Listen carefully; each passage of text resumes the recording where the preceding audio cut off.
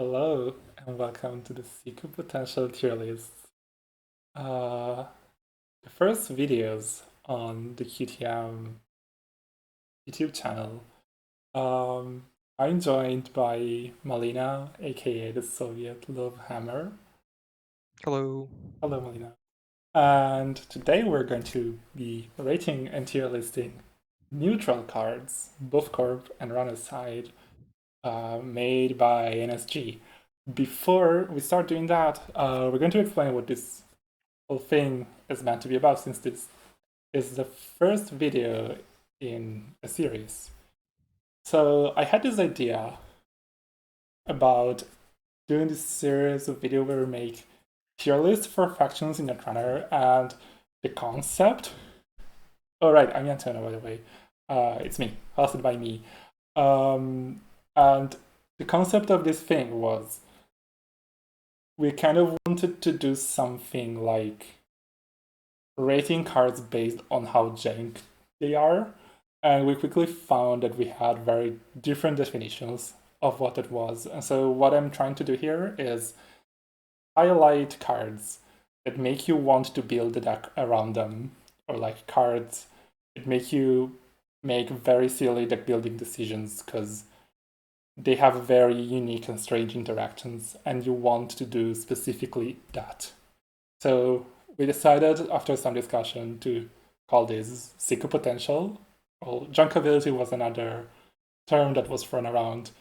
And yeah, it's like some of these cards that score really high on this scale are going to be very powerful, and you've seen them in decks that were very successful in tournaments. Some of them are going to be very weak, and maybe you've seen it a lot on JNet Casual, but are yeah, not very strong.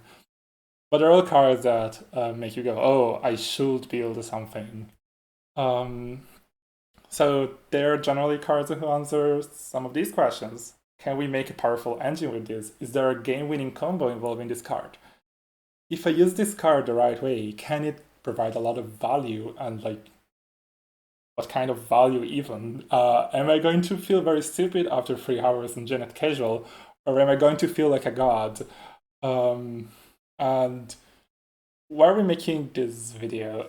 Like one of the reasons why I decided to make this is that a lot of people I heard complaints from a lot of people that NSG doesn't make enough junk, like doesn't make enough cards that allow you to be janky, and especially since we've done a lot of FFG cards are rotating. I've had a lot of people go like, "Oh, FFG cards are rotating. We're not going to be able to do junk decks anymore because they always had FFG cards in them, and NSG not going to allow us to do that anymore." And yeah, like everything is just a value runner today. NSG only prints cards. It make you gain money and do runs and do normal things and score agendas. And I think it's a complicated matter. I think in some respects I agree, but also there are a lot of cases where there are exceptions to this. And it's not entirely true, at least. I wanted to highlight the many cases where this isn't true, like all of the FFG cards, sorry, all of the NSG cards that do weird things or allow you to do weird things, and maybe that gives you some ideas on what to build, on what strange things to do next. Um, Another reason why we do this is that Jack is very good for your deck building brain. Uh, if you spend a lot of time making weird decks and trying to make them work, which is a lot different than just trying to make a weird deck, you end up being a better deck builder. I found that to be very true over time. And some of the decks that we have built in QTM started off as very janky ideas, like Mulch started off as this very strange concept of can we make Hiveman Max without all of the cards that worked in it? And like so sometimes you have to try and make it, because if you start off thinking this looks janky, it's not going to work, you're not going to ever end up with something surprising and surprisingly powerful. It's a And self-limiting kind of thought. exactly, like it's not a good idea to start from the idea that you should not experiment. And then also sometimes like you make it and it's not good enough, and then in the next set a new card comes out that allows you to really make the idea work. And it's good that you have that experience, because then you can add something to the deck and you already have an idea of how the shell works and how to make it work. There's a great video by Lost Geek, which I'm going to try and remember to put in the description, which is called Exploring Jank to its Fullest Extent. And it's an amazing video because it talks about the process of making jank decks and eventually adapting them to the competitive environment. So that's what this is about. It's about rating all NSG cards on this weirdness ranking. And we're going to do different videos for each faction, and in all of them we're going to have different people working on it. I'm probably always going to host these, but with different guests every time. And this time we're doing neutral cards, both Runner and Corp, with, again, Malina, aka Soviet Love Hammer. Hello. Hello. Yeah, I'm Do you excited want to to be introduce here for the inaugural yourself episode. or say things about yourself? I don't know how this YouTube video thing works. Gosh, I don't know what to say about myself. That's great. I I don't either. s- player from Seattle, lost in the awful competitive scene that is Seattle. Yeah, not enough junk going on in there. Uh, so yeah, to Muntali, to Basti. So what expectations do you have for this? Well, these two factions. How do you think this is going to end up? I mean, I think we're gonna get some a couple high jank cards. I think it's gonna be mostly on the lower end of the spectrum. I think just because of the fact of how neutral cards work in Netrunner, Mhm. where they kind of have to be decently slotted into most decks. It kind of leads towards the more value side of running Yeah, in Netrunner. I agree. I think I can already think of a couple things that are going to score a fair bit higher. But yeah, that's my expectation as well. It's not Shaper, where the concept like Yeah, being junk is in the faction buy.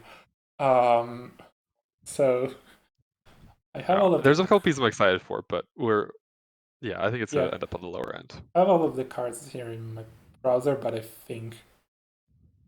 think my RAM fills up whenever I open the list of tabs. I hope I'm going to be able to do this justice. Okay. Um, for, I guess, partly demonstrative purpose, I knew we said we're going to do only NSG cards, but we're starting with Sure Gamble and Hedge Fund. So I think we can do both of these at once. Where do you feel these belong? I think they might belong in the hedge fund tier. Okay, so Hedge Fund definitely belongs in the Hedge Fund here. I Yeah. think that's easy. I have one thing to say, kind of a point I wanted to make by having these cards. Um, I feel like Sure Gamble, like it's obviously goes into the hedge fund here, um, but I still feel like it's a much more interesting card than hedge fund, deck Hmm. building wise, like in terms of synergies and things you want to do, Right. because it really powers some cards that otherwise you wouldn't really try to build decks around. So I'm thinking of like Mystic Miami, Hmm. or uh, Prepaid. yeah, PPVP or Gastong. Like these are all Yep. cards where part of the draw of these cards is that, especially Miami, they work very well with Sure Gamble. Yeah. And um, like you wouldn't build this decks without Sure Gamble. So Sure Gamble being the big 5 cost event.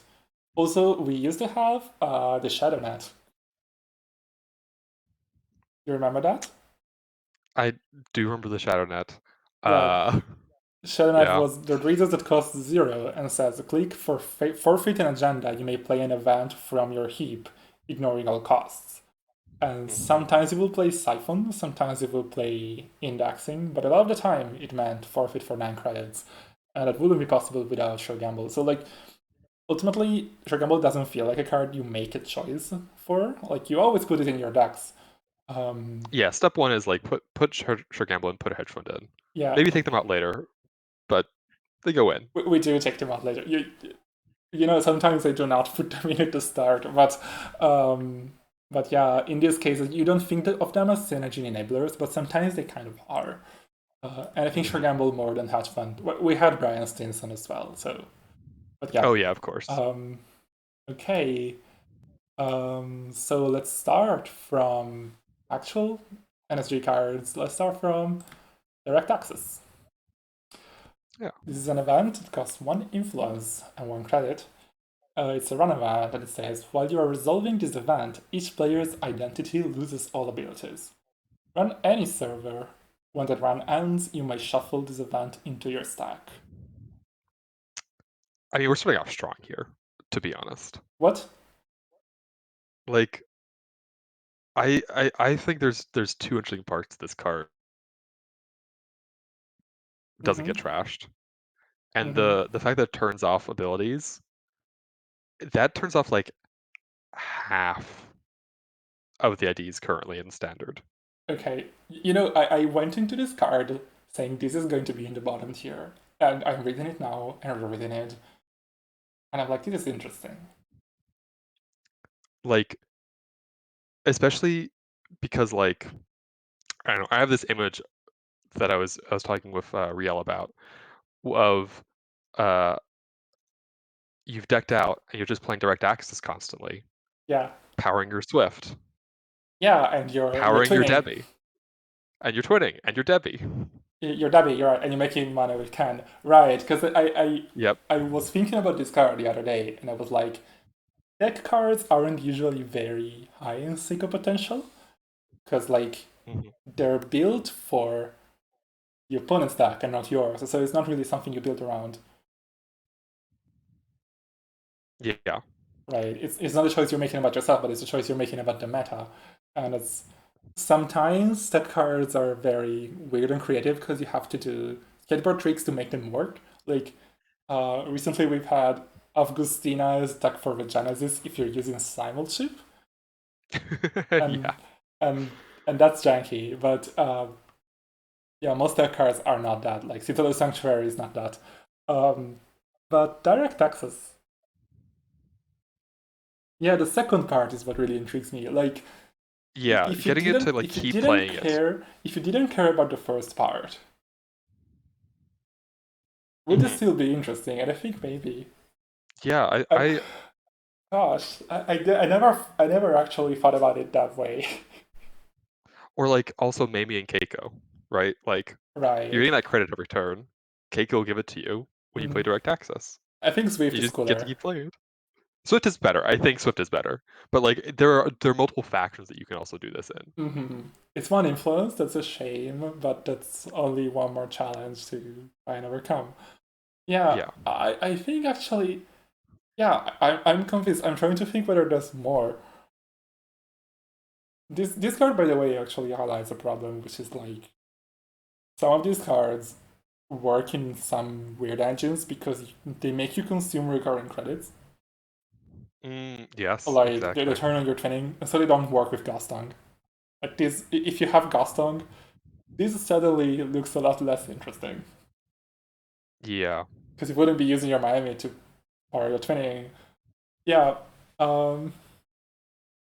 Oh, and then there's one. Go It's ahead. also anti-anacam as well. Yeah, it's also anti-Anacam. That's a shame. Also, another thing is that this is a very cute, like APOC enabler, a very good quest enabler. I mean, it's not very Mm, good, but sometimes you have that problem with like infusion or something, and so it again it's tag, but it's tag that specifically enables that kind of quest attack that tends to be very junky because you have to do you're quests. doing you're doing deep dive combo or something. So, where do we put this? Hmm. Because we don't. This is the first video, so we don't really have a system for how wide the tiers are supposed to be or exactly what they represent. Yeah, I feel like this is like not Baba Yaga. I think it's like bottom Akshara, maybe I feel like top this is, Breaker Bay. yeah, I don't know if we're going to actually like do separate things inside the tiers, but yeah, this is actually also Yeah, in tier to me. yeah. It feels like it's on the border there. Yeah, I agree. Okay. It's just made it over. This Cool. was a very good card to start with, actually. I didn't expect that. We have Rejig next. Rejig. Okay, so it's an event. Zero cost, zero influence. Add an installed program or piece of hardware to your grip. If you do, you may install a program or a piece of hardware paying X credits less.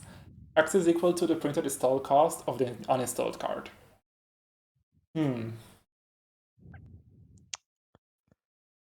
Yeah, it's There's a basic use to this card. Like the basic functionality most people think about is mhm. you are basically flickering something, right? You're Yeah, blinking on a card. you're resetting a virus, like your imp or something. Yeah, or you're resetting your boat, or you're resetting your Yep. poison vial, or your cash, your anything that charges your palangi. Um, okay, that's like recharging a thing. And then Yeah. you have other effects that are like you're recharging something's usability. So like you Stargate and then you rejig your Stargate Yeah.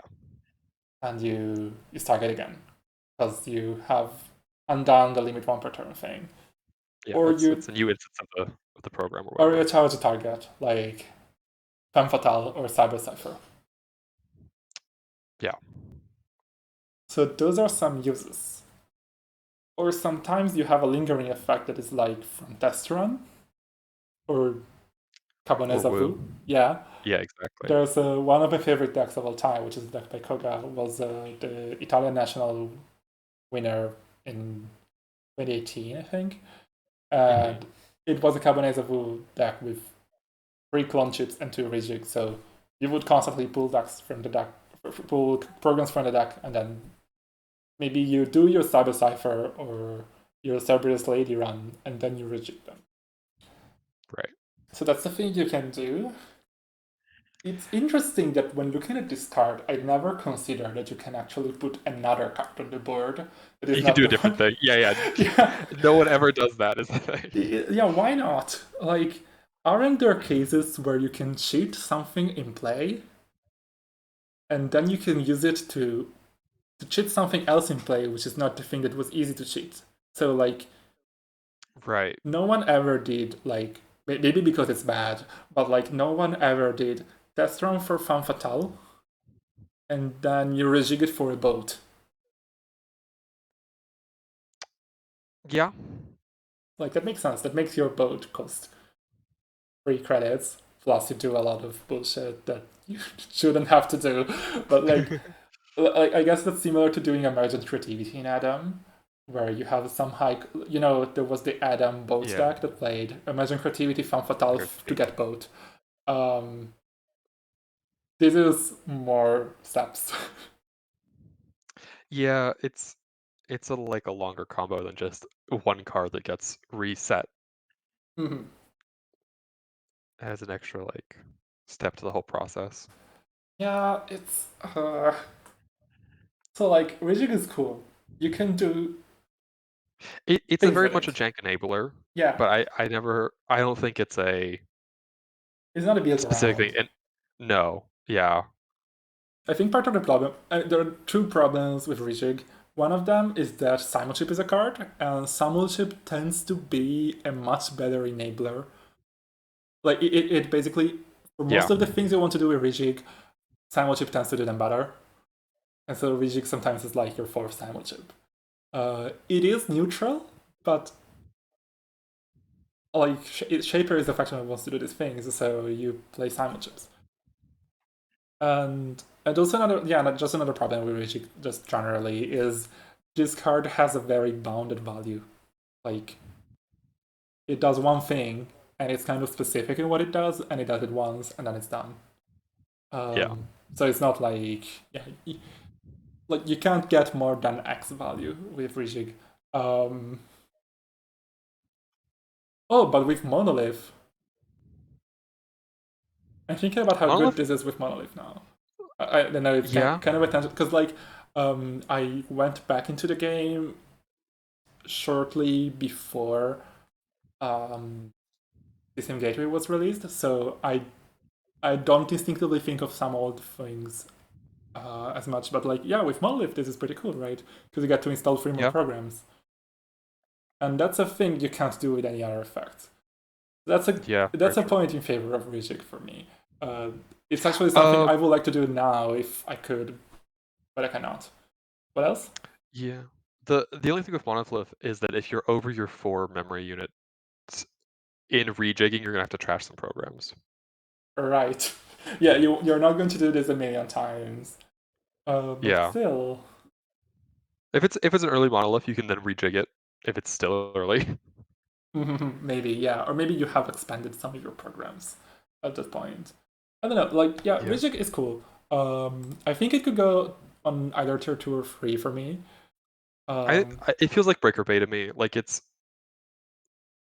hmm, enables stuff, but it's not something I'm excited to build around specifically. okay, I think after thinking about Monolith, I kind of feel it like it is middle of the road between these two tiers. But okay, Breaker Belgrade is not really uninteresting as a card, by the way. Like it was actually an enabler for a lot of things, so maybe this is fitting. Okay. Um, Next up we have Whistleblower. So this is a resource connection. It's unique. It has 2 credits and 1 influence.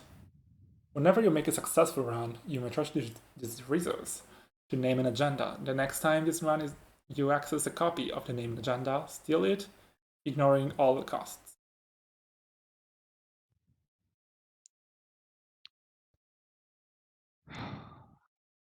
Okay, Yeah, it's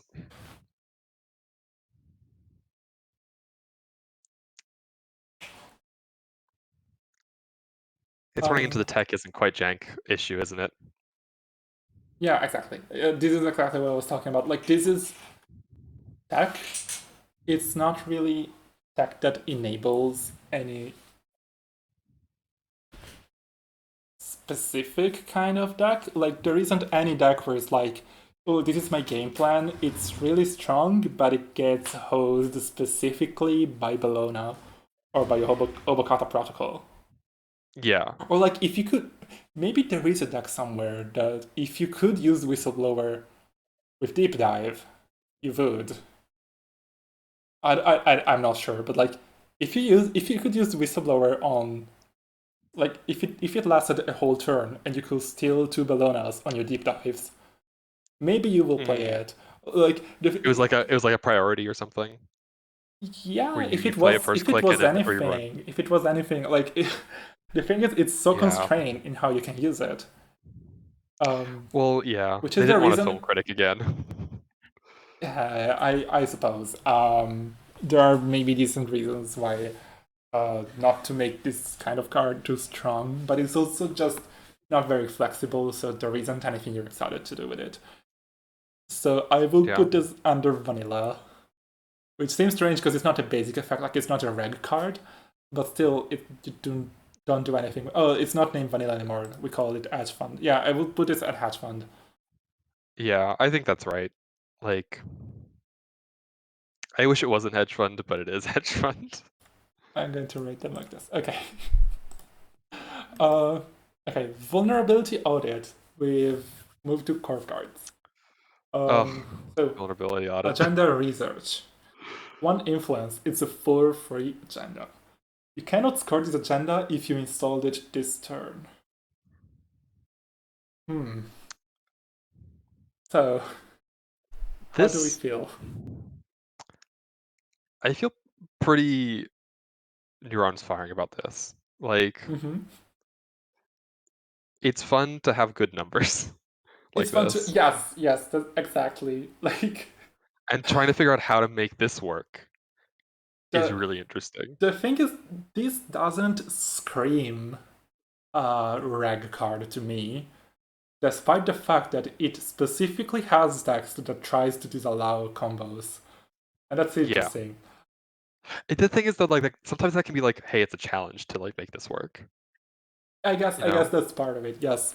Um, so to me, part of what's fascinating about this card is, I guess part of it is actually, this is a card you sometimes play for the surprise factor, and that feels somewhat janky.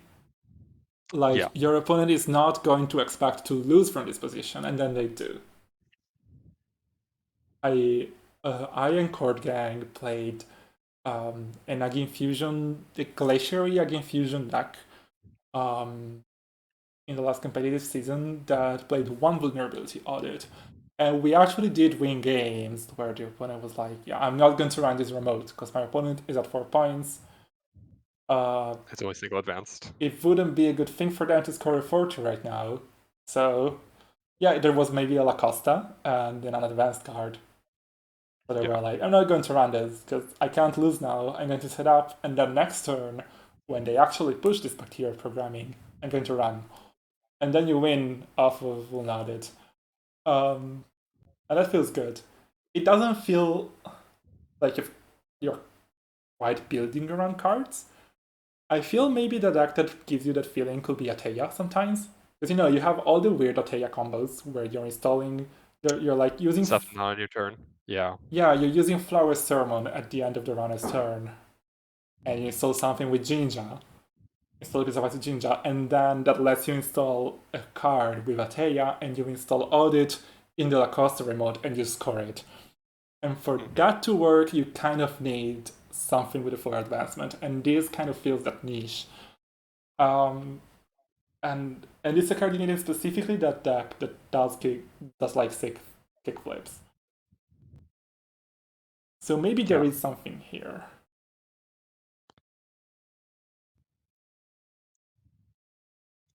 I don't know. It's yeah.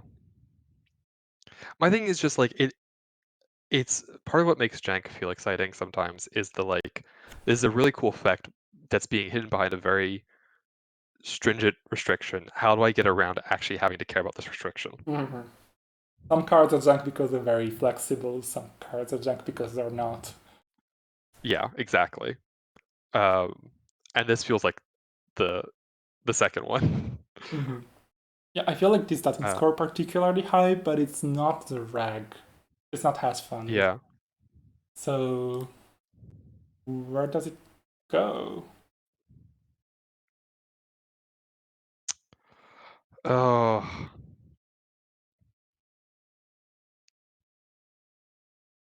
personally, I feel like Shara, but I don't think that's how you're feeling. No, I'm thinking bracket by grade. Yeah. I'm thinking like this. Maybe even. Oh, it doesn't matter too much.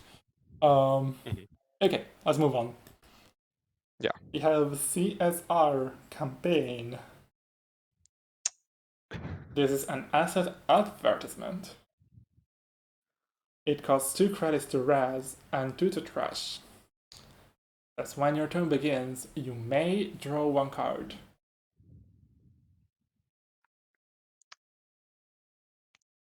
Yeah. This is value. Sort of. This is value. It's a spark card, so that's always something. Yeah. It's value and it's fuel. I don't see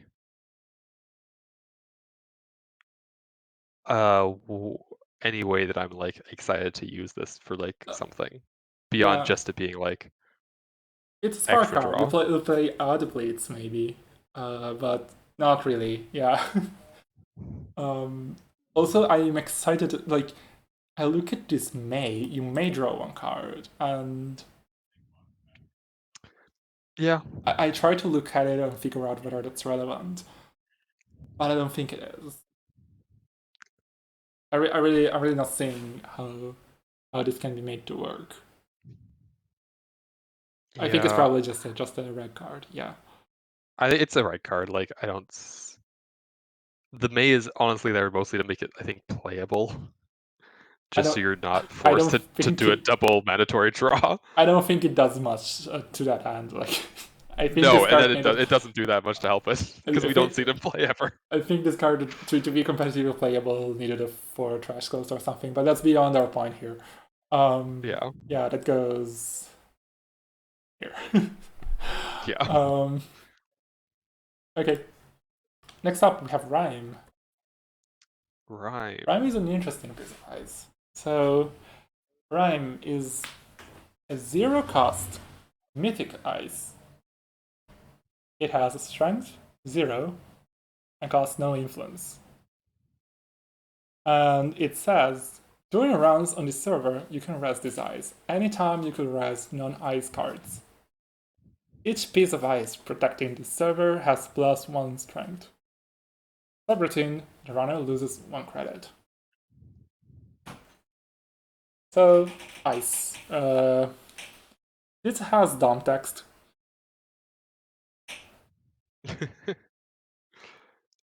So that's always something that makes you think. And yeah, what does Rhyme do? Like, yeah. So the subroutine isn't that interesting. The Short subroutine, of it being mythic, and so it's like kind of difficult to break. the subroutine is okay. So it's difficult to break. So that's already a thing. To me, it means well, obviously there's a game net synergy. Mhm. It also means Yeah. it is some amount of Chief's Lee, you will. It's very small, but sometimes it will be the one sub that changes things for you. Yeah. And there's then Mythic Eyes. Sadly, this one really doesn't do anything by itself, because when you see Mythic Eyes, you're like, can I build the Loki tribal deck where I only have Mythic Eyes and the runner cannot pass Loki or the Dying Mothers? Yeah. But I think this is it for that. So I look at Rhyme and like, one thing I've discovered is very good for recently is it's the perfect Mahar deck. Because it's the only piece of ice that costs 1, right? Sorry, that costs 0. So Yeah. in any deck, in any faction, you can slot 1, and you can put it wherever. It just kind of turns off Bankar. Yeah. Yeah, exactly. And it is the least you can pay for that effect. Actually, you don't have to slot 1. Like, one interesting thing about Rhyme, actually, is that I look at it, and this card kind of feels like it should be unique to me, but it isn't. And I appreciate that for it. Like, I don't know, because it's kind of a weird effect. Usually, I feel like NSG will normally keep this kind of ice unique because you don't want to have too many things you could possibly pull all of a sudden, but this is different. So, so the first thing you want to do with Rhyme is you want to make a very tall server so you can get more bonuses. Yeah. Every piece of ice gets you extra value because each one has more strength. Right. So, Jinja Or decks maybe gets you value. maybe gets you value. Depending Yeah, on. because like the thing is also Rhyme's efficacy, it kind of depends on what breakers there are, what breakpoints you're hitting. Against Carmen, some Changing eyes makes a difference, some eyes does not. changing a 4 to a 5 strength doesn't matter when it's Audrey that's breaking everything. Yeah, exactly. But sometimes, like with Audrey, it's an extra whole card, and if they have to Yeah. pass 2 archers, suddenly this matters a lot. Mm-hmm. Because it's from 4 cards and 4 Audrey counters, it becomes 6 cards, and that's a lot. But then the second round doesn't do anything, right? So like you want to stack things, and that's like it used to be very strong, but it has become only just moderately janky, like mildly janky to do like the Jinja deck with Surveyor and stuff, or the Ataya deck now, because and also skip install cost that way. Mm. And then you have the other part of the card, which is it allows you to res this ice at weird Kind of times. anytime. Yeah. During ransom that server, sadly there's this strange limitation. So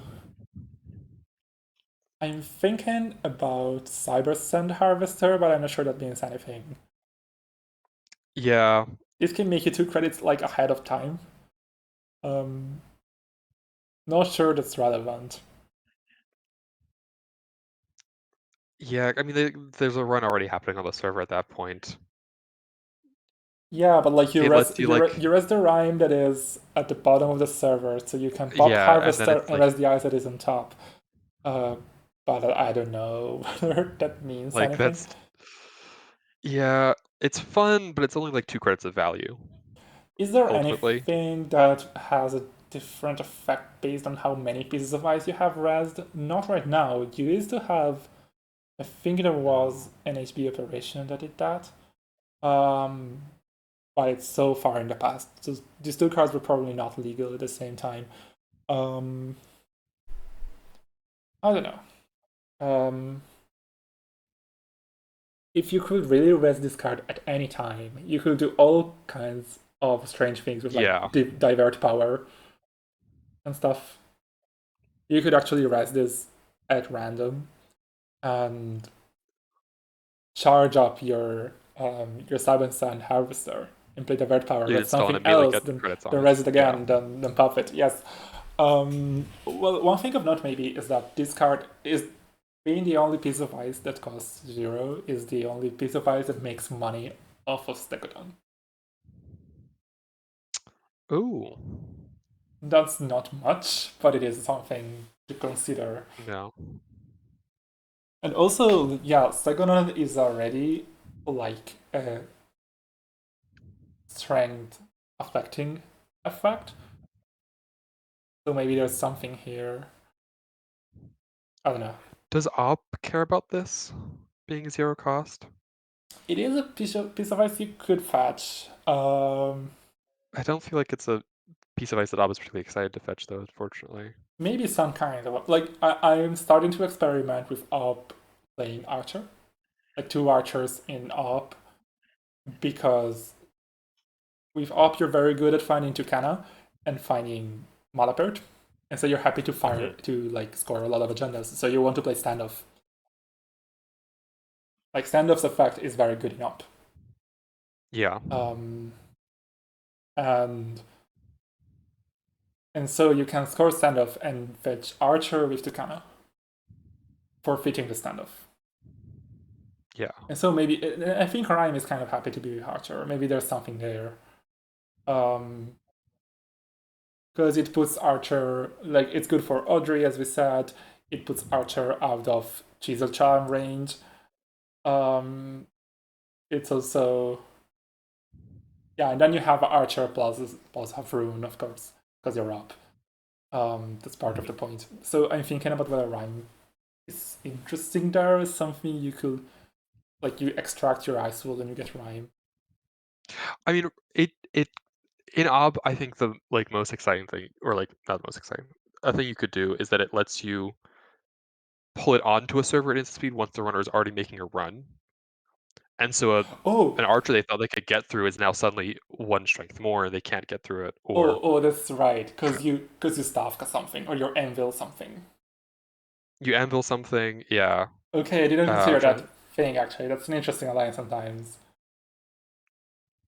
The runner has plans, and then you res you us. change the, you Right. change the plans when it's too late for him to really get out of them. The runner thinks they can break a 7 strength Stavka, but they cannot break an 8 strength one. Mm-hmm. Okay, I'm excited. I'm excited. I can see this. This is great. Okay, I think we can try and rate this now. Yeah. It's very interesting that like for years people were just, oh yeah, game net. Um, but this is much more interesting. Where do we put this?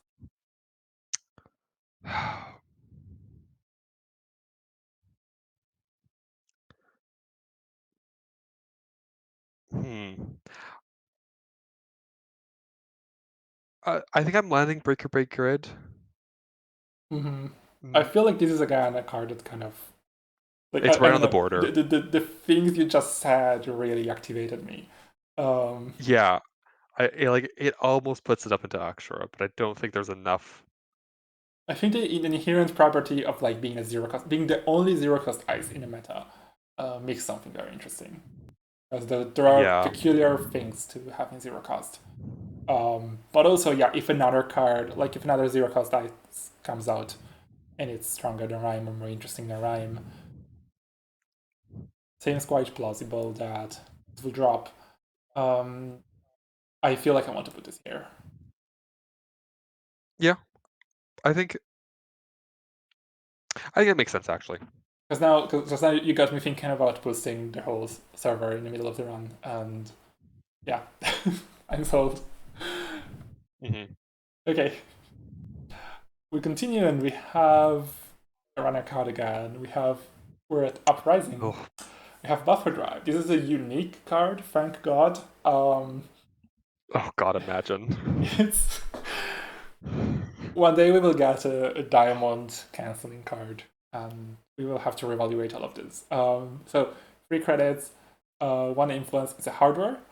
The first time each turn, one or more cards are trashed from your grip or stack. You may add one of those cards to the bottom of your stack. Remove this hardware from the game. Add 1 card from your heap to the top of your stack. Okay, so this is a card that's very interesting to me because for a very long time it was almost always seen as tech. Like, to Yeah. me, this is the card that people came to me with and they said, I am not very good at playing against like PE grinder, so I feel like I should slot this. Mm-hmm. And that often ends up being a bad choice, I think, because like it's quite a bad card everywhere else if your deck is a normal deck. And so you Yeah. probably If shouldn't, you're not, like for a deck that you can actually learn to play against, if you learn the lines like PE grinder, you probably shouldn't slot deck just for it, unless your deck is particularly bad at the matchup. Um, but Buffer Drive ended up being something quite different. There are many parts to this. I think some of them are still unexplored even. mm-hmm. Oh,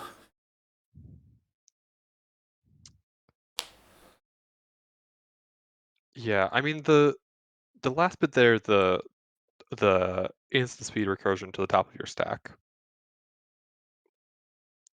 is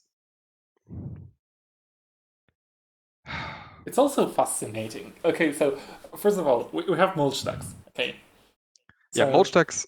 obviously we have the Buffer Drive Strike Fund Audrey combo, and that's an important piece of this. Yeah, keep that flower fed. Keep the flower fed, keep getting money, like especially in a meta like this where there are very few sources of money that last for like the whole game. Most of your economy is going to have a time limit, and you have no Yeah. Rizaki, no Pant Up anymore. There are very few sources of infinite money, and most of them are called Smartware Distributor. Um, so having Buffer Drive Audrey Strike Fund is an incredible way to keep sustain into the late game. Um, so that's a part, right?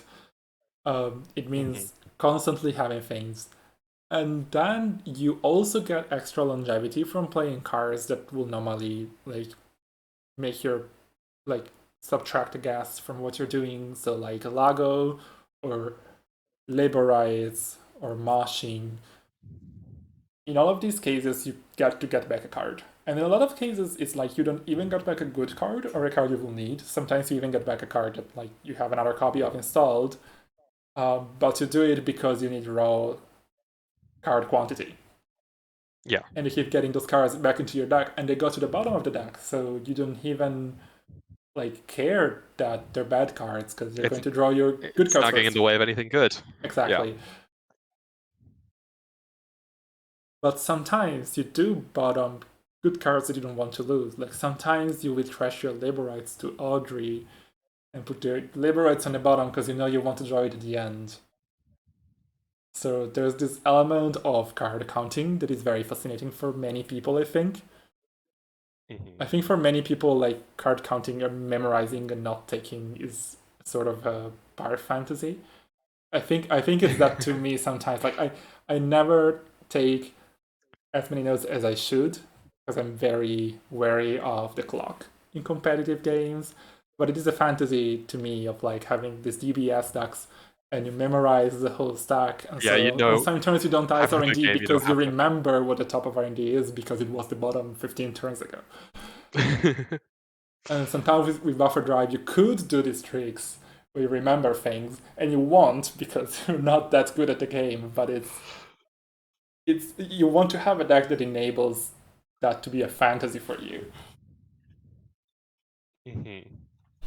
So, hmm.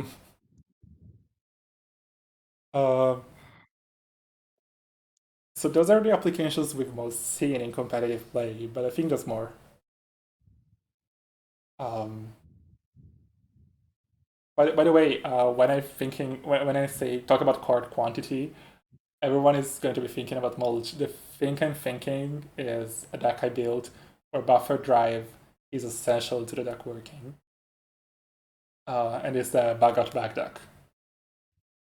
Oh, yes. Because the deck makes a lot of money by using patchwork and guinea pig and moshing and all sorts of stuff. And you put a lot of those cards you're sacrificing, you put them back at the bottom of your deck, so that when you play your huge bug out bag, drawing 30 cards that you can pitch to Severnius, you have 30 cards in your deck to draw.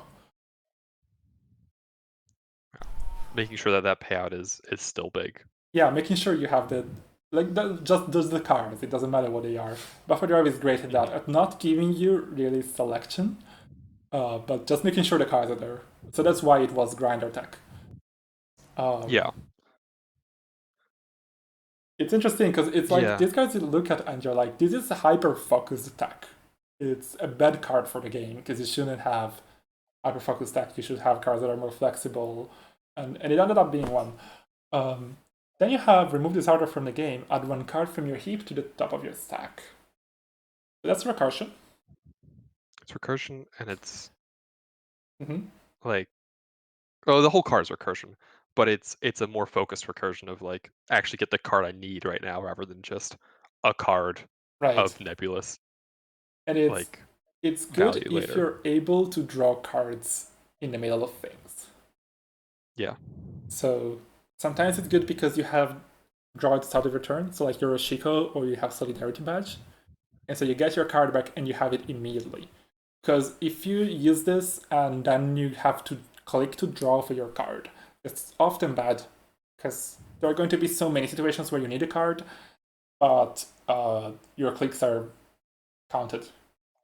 Yeah. If you're starting to need a specific card, your clicks are probably getting taxed. And like, Exactly. So you have that, or you have draw in the middle of the turn. So you have Anikam, yep. or you have Eza, or you have Biobands. And I think the kind of deck where I saw Buffer Drive being played sometimes and being quite interesting were like deep dive Eza decks. Mm. Because you could lose your deep dives to. You can throw your D5s early and pull them back the second you need them.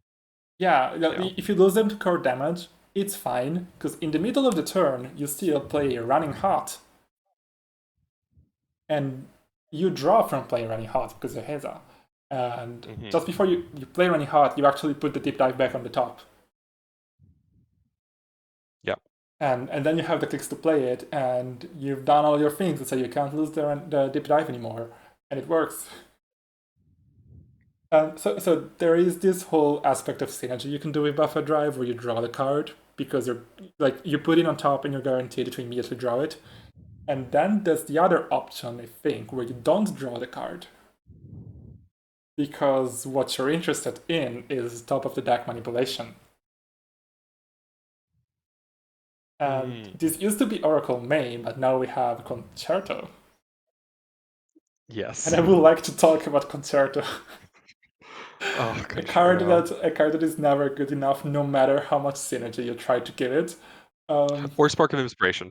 Don't forget Spark of Inspiration. Right, right. I'm thinking about there's a Hearthstone card that says there's something like it's like a 4-cost card. And it has like it's a minion and it has normal stats. And when you play it, you stack your whole deck from the card that costs the most to the card that costs the least. Oh, And it's a super cool effect. yeah. And that's, I think, the extent to which you will have to boost top deck manipulation in a runner to actually make like Concerto viable. And we're not going to get there. No. Uh, but still, we can Yeah. think about buffer drive. It's like so, yeah. That's Concerto. Maybe Spark of Inspiration is more reasonable. So, I mean, it's not, but like if you discard something only to put it back on top with buffer drive and play it with Spark, you might as well just play the retrieval run, right? Because it just plays the card for you. Yeah. I It's a guess like program anyway. the I guess retrieval around you have to make a 6 run on archive, and sometimes there's stuff in the way of that. I guess. So it's a thing that the corp can't really try and stop you from pulling off. I guess if you. I don't know. My guess is if you want. The retrieval run is very, very inaccessible for you because influence, which seems unlikely Mm. to me. Like, buffer drive is also influence, so it's less, but still influence. So it seems unlikely. Um, or like you make a deck that somehow also likes having the first half of buffer drive. So like you use the first half for profit for a bunch, and then you use the second half for Spark or Concerto. Yeah. I don't know what. I think it's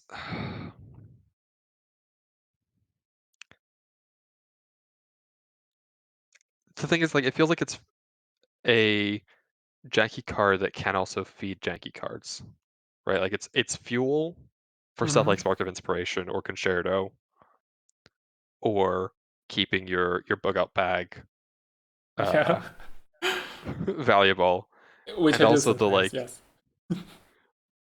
and it also is in itself kind of janky in the sense of like, oh, I want to figure out a way to like build around this and get a make sure I'm trashing cards every turn that I want to be putting back, kind of thing.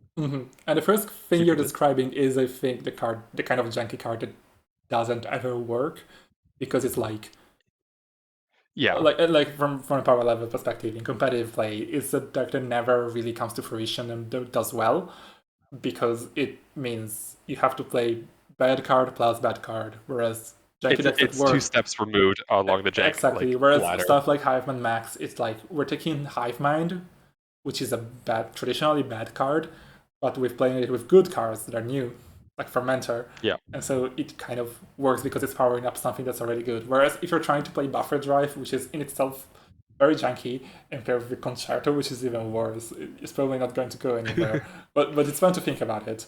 Um, yeah, I will put this on S tier. yeah. This is some great jank, I think. Yeah. Okay. We have DreamNet. This card is banned. I'm not even going to read what it does because I think this is so It's vanilla. value. Yeah, like one positive thing we can say about this is it's a Nova enabler. It used to be. So Yeah. that's one good thing, and that's it. To be fair, you know what? I'll also say the two link or identity digital kind of makes me like, oh, it's kind of a little build around almost, and then you never do it because like, why would you build around DreamNet? Yeah, why would you build around a Mr. Phones that is unique? Like, yeah, Yeah. I really think it's not it. I No, really no, it's don't. definitely not it. That's a hedge fund right there. Yeah, it's a hedge fund. Like this. I don't know. Okay, we have another banned card right after this. It's a Yes. Cyberduck Sandbox. Deep into the ashes ban list. This is a Um, 4-2 agenda. It's a security agenda, which is relevant sometimes. The first time each turn, you purge virus scanners, gain 4 credits. When you score this agenda, you may purge virus scanners. Oh.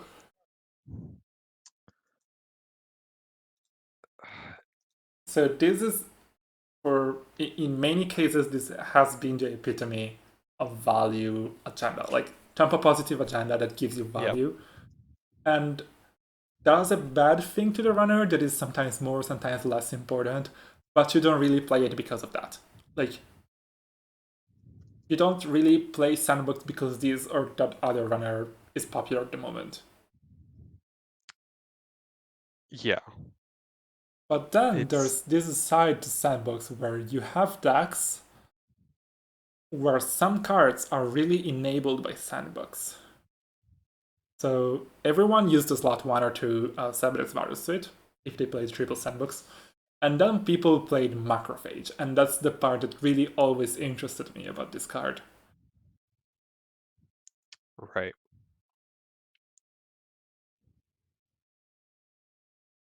So with Macrophage, like this turn is the first subroutine of Macrophage, which is an old piece of ice that is since rotated, but it used to say, like, it was very difficult to break in the first subroutine was trace 4, if successful, purge virus scanners. Which turns into purge virus scanners and gain 4 credits. Or 8 credits. Like you could score multiple of this and then if you score multiple sandboxes, yeah. Right, and then you will have like Cyberx Virus Suite. And if this was legal with Vovo, you could turn like Cyberx Virus Suite or Mavirus into a hedge fund. Because then Mavirus costs 1 to res, and you pop it, and it gives you 4 credits, so not a hedge fund, but maybe you have 2 sandboxes. Mavirus is a lot of money. So there's that part. Beanstalk royalties, almost. Yeah, that's that part that some decks is sometimes played with a little bit. But it's not really what people remember Sandbox for. No.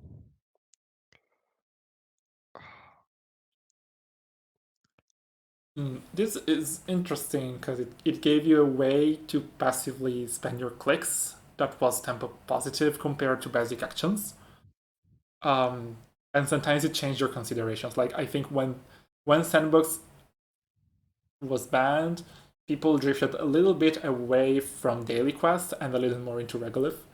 Because if you have daily quest going, it's pretty nice to push virus counters for value. Yeah. And like if there's like a fermenter or something you want to purge, you just purge and you get 4+3. Whereas now that it's not here, you don't really have an incentive to purge, so you'd rather click your regolith. There are some consequences of this card existing or not existing that are interesting, but I don't know if it's really much of it around. Yeah. It's kind of also like gives you ability to worse government contracts. Gives you what, sorry? A worse government contracts. Yeah, exactly. But it's a 4/2 instead of a 5/3, so yeah, the value of just being able to, like, an interesting card. Yeah. Also, this used it to work with Jeeves. It wouldn't work with wage workers because wage workers wouldn't work with purge. But that's an interesting thing. Yeah, but yeah, true. You're and then we can go deeper into the jank tank with reverse infection. With which, sorry? Reverse infection. Have you ever seen? Oh. Do you know that card? Yes. Okay. I'll show it for everyone because I don't think this was played against me at the CBI. This is okay. It's not loading, but okay. Purge virus scanners. Trash 1 card from the top of the stack for every 3 virus scanners removed, or gain 2 credits. And the idea is that maybe you can get to a position where you can spam this and get 8 credits every time, which a lot of people are going to be reasonable and say, why do that? Because like if you score 2 sandboxes you've already won, you don't have to play a bad card for that reason. But I don't know, I find it fine. I find it fun to think about. Because then you play sandstones, and you mill because you're putting your sandstones. Right? Yeah. Yeah, Exactly. this was played against me at the CBI, and it was pretty fun because I was playing Mulch, and I played Reverse Infection to clear some of my various counters, and it was an outfit fast advanced deck, and they played this and they milled Clot, No. which is, I suppose, the saddest thing to Oh, see from their side. But yeah, that's so against Mulch, you don't want to yeah. mill their cards. Actually, that's what they're No. trying to do. um, but yeah, like there's this small package of synergy that I'm trying to see with Sandbox. I don't really think that's it. So I don't know where this card should go. I think it's janky enough that it's in the top half. I think it's a In the top Ashtar half, versus I yeah. would be very surprised if this was in the top half. Because it's ultimately such a value card that you always skip the value. I mean, you always go for the value. Yeah. I'm just like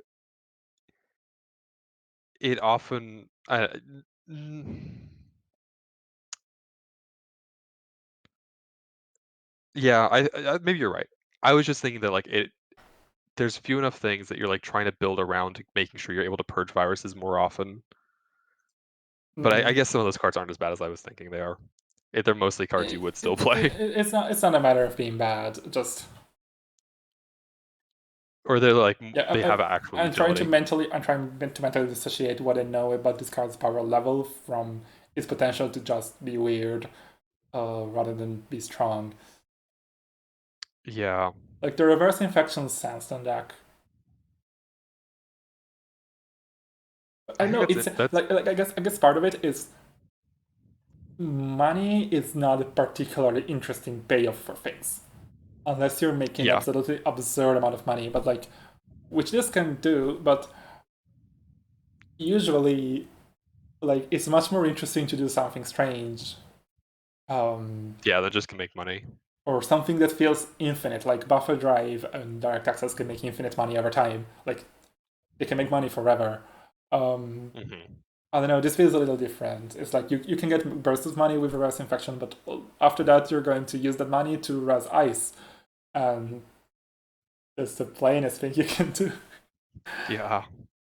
I think I can agree that this isn't a hedge fund card because there is some space Yeah, there's there. a little bit of space to work with it. We Yeah, can I put think it in Akshara Breaker. if you want. Like, No, I think you're right. Breaker Bay.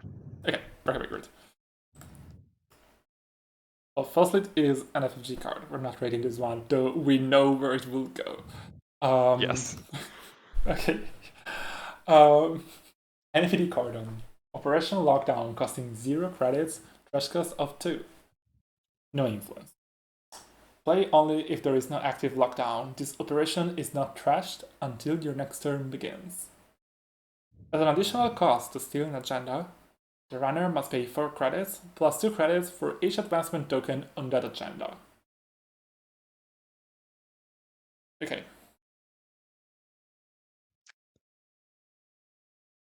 You know I have things to say. Do you want to go first? Yes. I mean, my first thought of this is I think this is cute in a Vladisibirsk, a Pravdivos deck, rather. Yes, yes.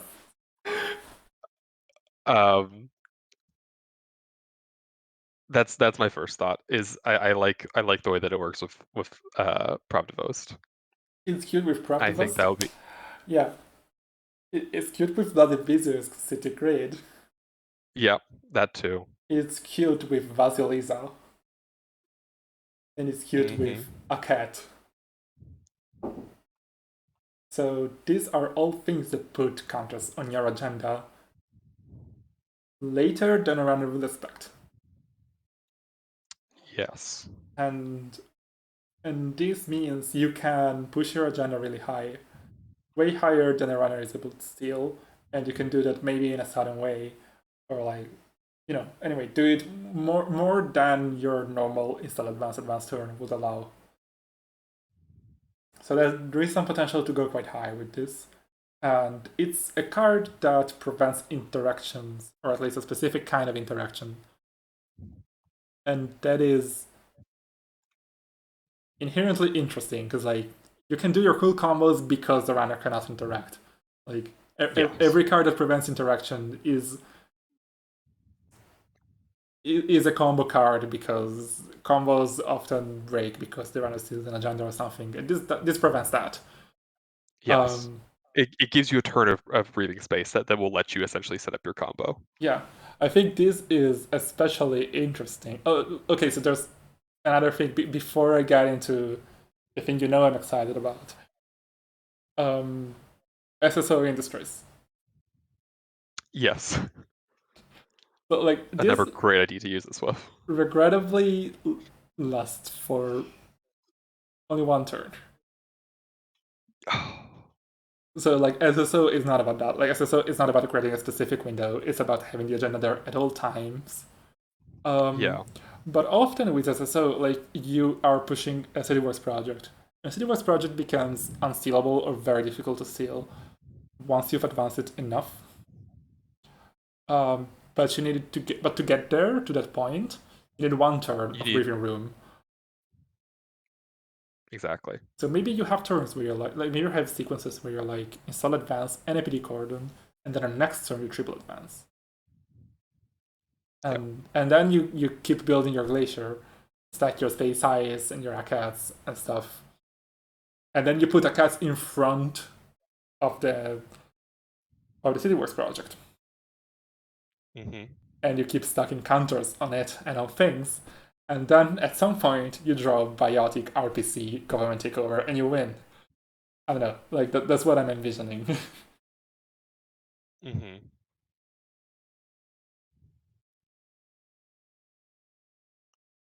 I think it's just now NAPD Cordon is pretty cool with mitosis. Oh. I've never thought about this before. But like No, me neither. But yeah, that does it like yeah, increases the potential cost on those. but And is like great bait if you haven't installed any agendas. say you have a situation where you have two agendas that could both kill. Like the runner Hmm. is going to tag me, and you have you have um an end of the line in hand, but you need more damage than like you need extra damage compared to that. And you have Yeah. two orbital superiorities in hand. You could mitosis both of them, and you NFD cordon. The runner can only steal one, and then the other one is seamless, and you win. Yes. Like Oh. or like you do this but with show of forces or broad daylight. Uh, Or meteor mining. or medium mining, yes. I wonder if there are ways that, or like you mitosis two agendas, like to what's it called? Yeah. To whatever's to hyperloop extensions. I don't know because on the next Mhm. turn the runner has only stolen one because of an APD cordon, and you can install a dupe set grid on one of them and score it. Oh. Yeah. Or of course, you just put two SFs on the board and then you score near spike. Which I don't know how much influence you need to do all of these things, but like mitosis and APD Yeah. cordon is a thing that has me interested. I think it's like NAPD Corn is a neutral card that costs no influence, and so like Mhm. other Like, stuff is the things in the combo that has to cost influence. This is like good protection that keeps the like mhm. high influence cost cards safe. Yeah, like I just thinking mitosis is a way to put a lot of advanced counters on the board at once. Um, Yeah, and this is interesting. and it protects things that are normally pretty vulnerable, which mitosis does. Like Yeah. Exactly. So you just need the runner to be poor. But that's also this aspect of an APD cordon. It benefits from the runner being quite poor. yes, rich Um, runners don't worry too much about the cops. very traumatic. It can lead the runner into a state where they are punished because they are poor because of some agenda. This was used a lot in it was the Pigeon Fighter deck, uh, where like you would steal my Bellona that had 2 advancements on it, and then you died to a Chachan Boom. That's not particularly strange as a thing. Maybe I guess punishing runners that are poor is a thing kind of anyone can do. Yeah. Of course, not everyone does it by stacking 3 intakes with your Bellona. Um, but yeah, I guess there are very plain ways to do it, so it's maybe less interesting. Anyway, the thing I really wanted to talk about with NPD Cordon Okay, yeah, we're is getting to it. Neurospike. Yeah. Oh. So because Neurospike is a card that says you want the agenda to have way more advancements than is reasonable on it on the turn before you score it. Right? Yeah. So It needs to be ready to go. so one thing that's obvious is you can do reducation with Neurospike. Like if your education Neurospike, you need only to install advanced, and then you need to have a seamless. And that's fine. You don't need it. You don't need Cordon for that. But then all sorts of problems come into place, which is sometimes install advanced is still too vulnerable because the runner can just run it. And then you want extra protection. Sometimes you don't draw your seamless, so you will need to go for weirder patterns. Sometimes you won't draw your education, so you will need to do below and a double Neurospike.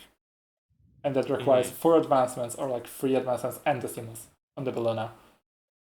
So in all of these cases, rather than advancing the card normally on the turn before you seamless Neurospike it, you can seamless it in advance and do an NPD Cordon. And I played this at Italian Nets, and in 2 games, I had a Bellona in the remote and advanced, and I did seamless, and NPD. And that was 17 credits to steal. And on turn 8, you can't steal that through a Hydra. Yeah. If there's any ice in the way on that like is at all meaningful. Yeah, and then you score Bellona, like that's like this is something that I think this is an example of something that's janky but strong. Like has a very high SICKO potential, and maybe people don't think of it as jank because it's good, but also people do think of it as jank because like I did this play and I was playing against Anarcho Mushroom and I did this play, and Lost Geek was looking at every possible sequence of turns and kept laughing out loud at everything I was doing. Like, if I think if you're making Lost Geek loud, Lost Geek laugh, That's a good sign. you're achieving something. Yes. Yeah. So like, this is certainly a card. And now I want to think about mitosis. Is there anything else? There is maybe a surprise reconstruction contract or something. Yeah, Rococo is another good way to pull agenda advancements onto a card Because there are sooner than the runner's expecting. Because there are cases where like the runner is able to steal your CityWorks projects for the win, but then after they steal it, they will die to damage on your turn. Like they will take all of the damage and then die to But Angelique. win first. Yeah. Sorry? Yeah, Go but they will win first. Like maybe they will Yes. go.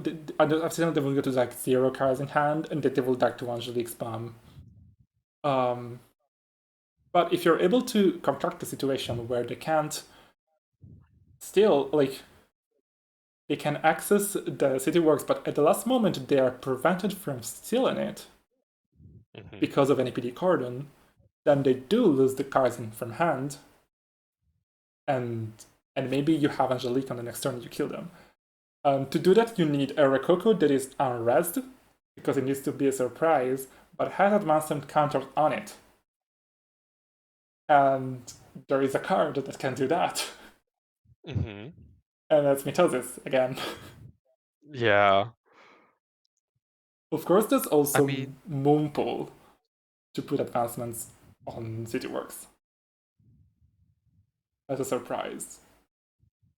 Ooh. Because like you're the faction that has the two Yeah. zeros, so it should be easy to find agendas to boost the city works. Mhm.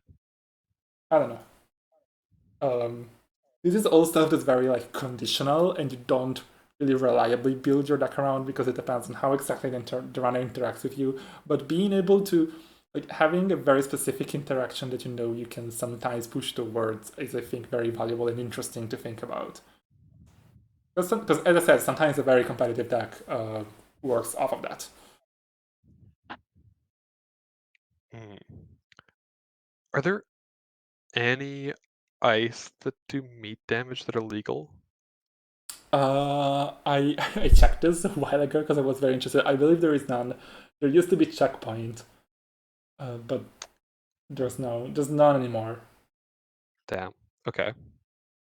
Because Just you're thinking of ways to get more tokens onto reconstruction contract during the run onto the well, there's a cat. whatever agenda. A cat can put counters Okay. on that.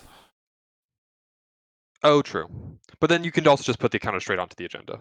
Right, exactly. Like mitosis is a way that you could have two counters lying around that at the last moment turn out to be counters on your agenda. Yeah. Right before accesses. Yeah. Okay. I feel like we've talked about NFT Cordon a whole lot, and we're ready to rank it. Yes. I don't know where it goes. I think it's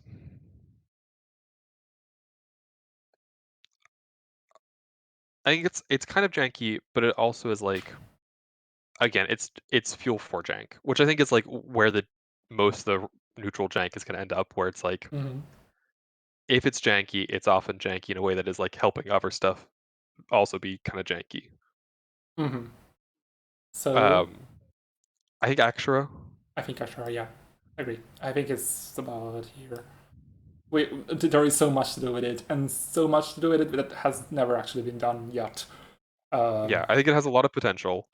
Yeah, and I think with love cards, something we're not quite doing or talking about is like we can always wonder about what if a new effect comes out? Like, what kind of effect could come out in the next set that will cause me to reevaluate this card?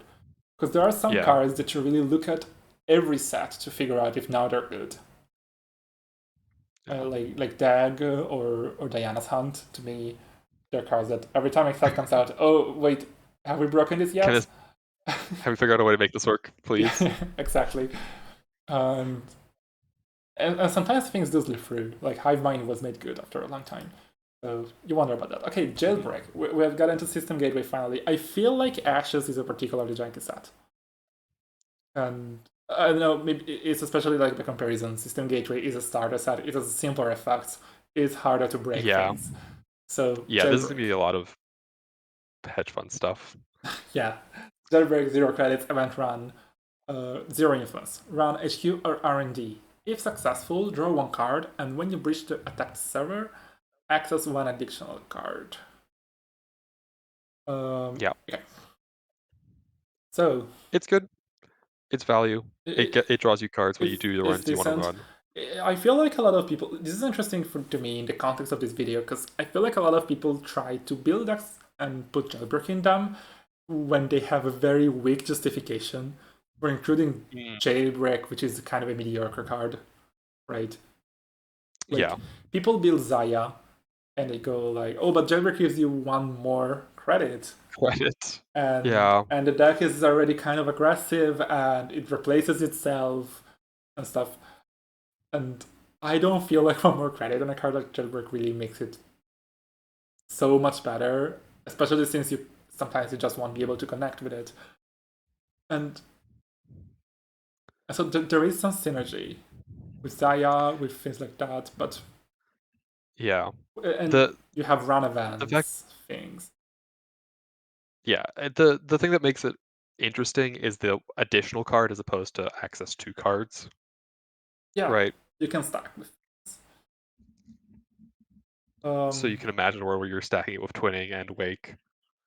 Um, Yeah, but at that point, why not play legwork to make a Psychotorga? yeah, there are better multi-access cards.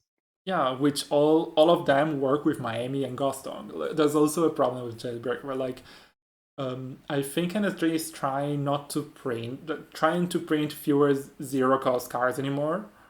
And I think part of that is if a card costs credits, you can apply cost reduction effects to it, and that Yeah. inherently makes it more interesting. Like if Carpe Diem was a zero cost card that gave you free credits, it would be less interesting.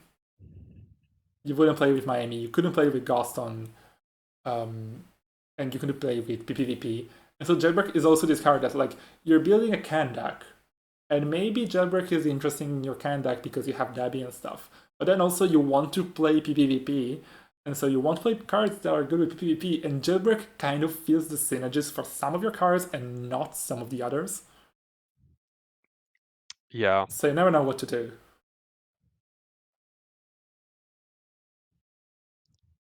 But there's a synergy I It's should like, mention with Jailbreak. It's Obelus. With Obelus, Jailbreak was actually quite interesting. So like in Tag Mizaya, because that was an extra card, and that started to feel like it matters somehow. yeah, getting your hand full, Yeah.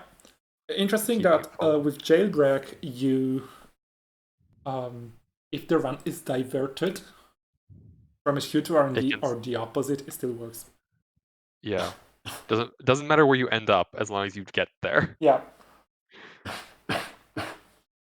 And you sometimes play Slipstream. Mm-hmm. So that's some.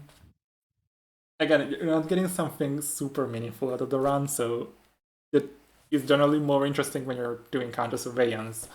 But I don't know, like it's just a neat little thing you can do. Um, I don't think Jailbreak is really it. Is there something we're missing? I don't see anything that we're missing. No, It's not direct access. it's not direct access. By the way, direct access doesn't require the runs to be successful, does it? No. Okay, it's such a great. I want to build with it. Yeah, I think Jailbreak Yeah. is here. Okay. Overclock. Event run.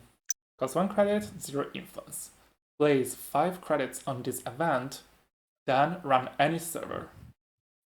You can spend hosted credits during that run.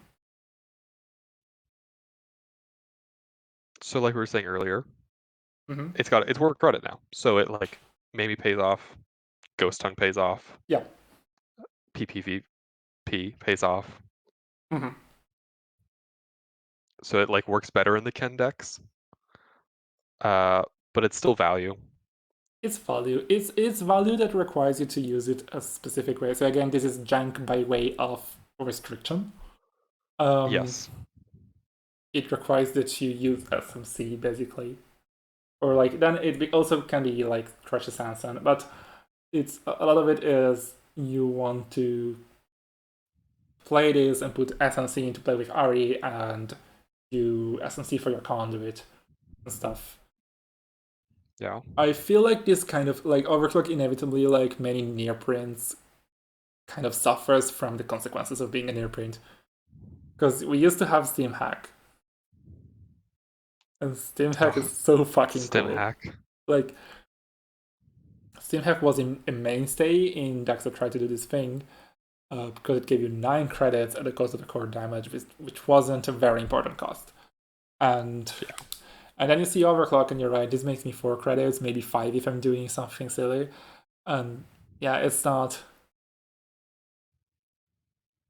It's just not the same. And after having something that sparks your imagination a lot, seeing something tamer, like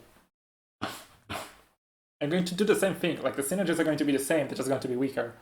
So I'm just Yeah. going to be less excited. There's nothing new that this opens up for you, and It just can't reach the same highs as Stim hack. yeah, exactly. It's. I think it's a red card. I think it's hedge fund.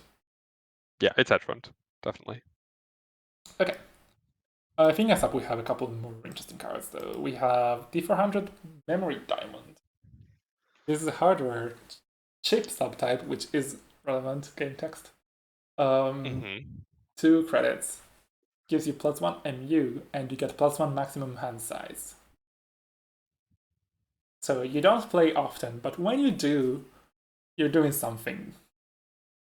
Yeah. Again, this feels like jank enabler more than jank itself. Mm-hmm.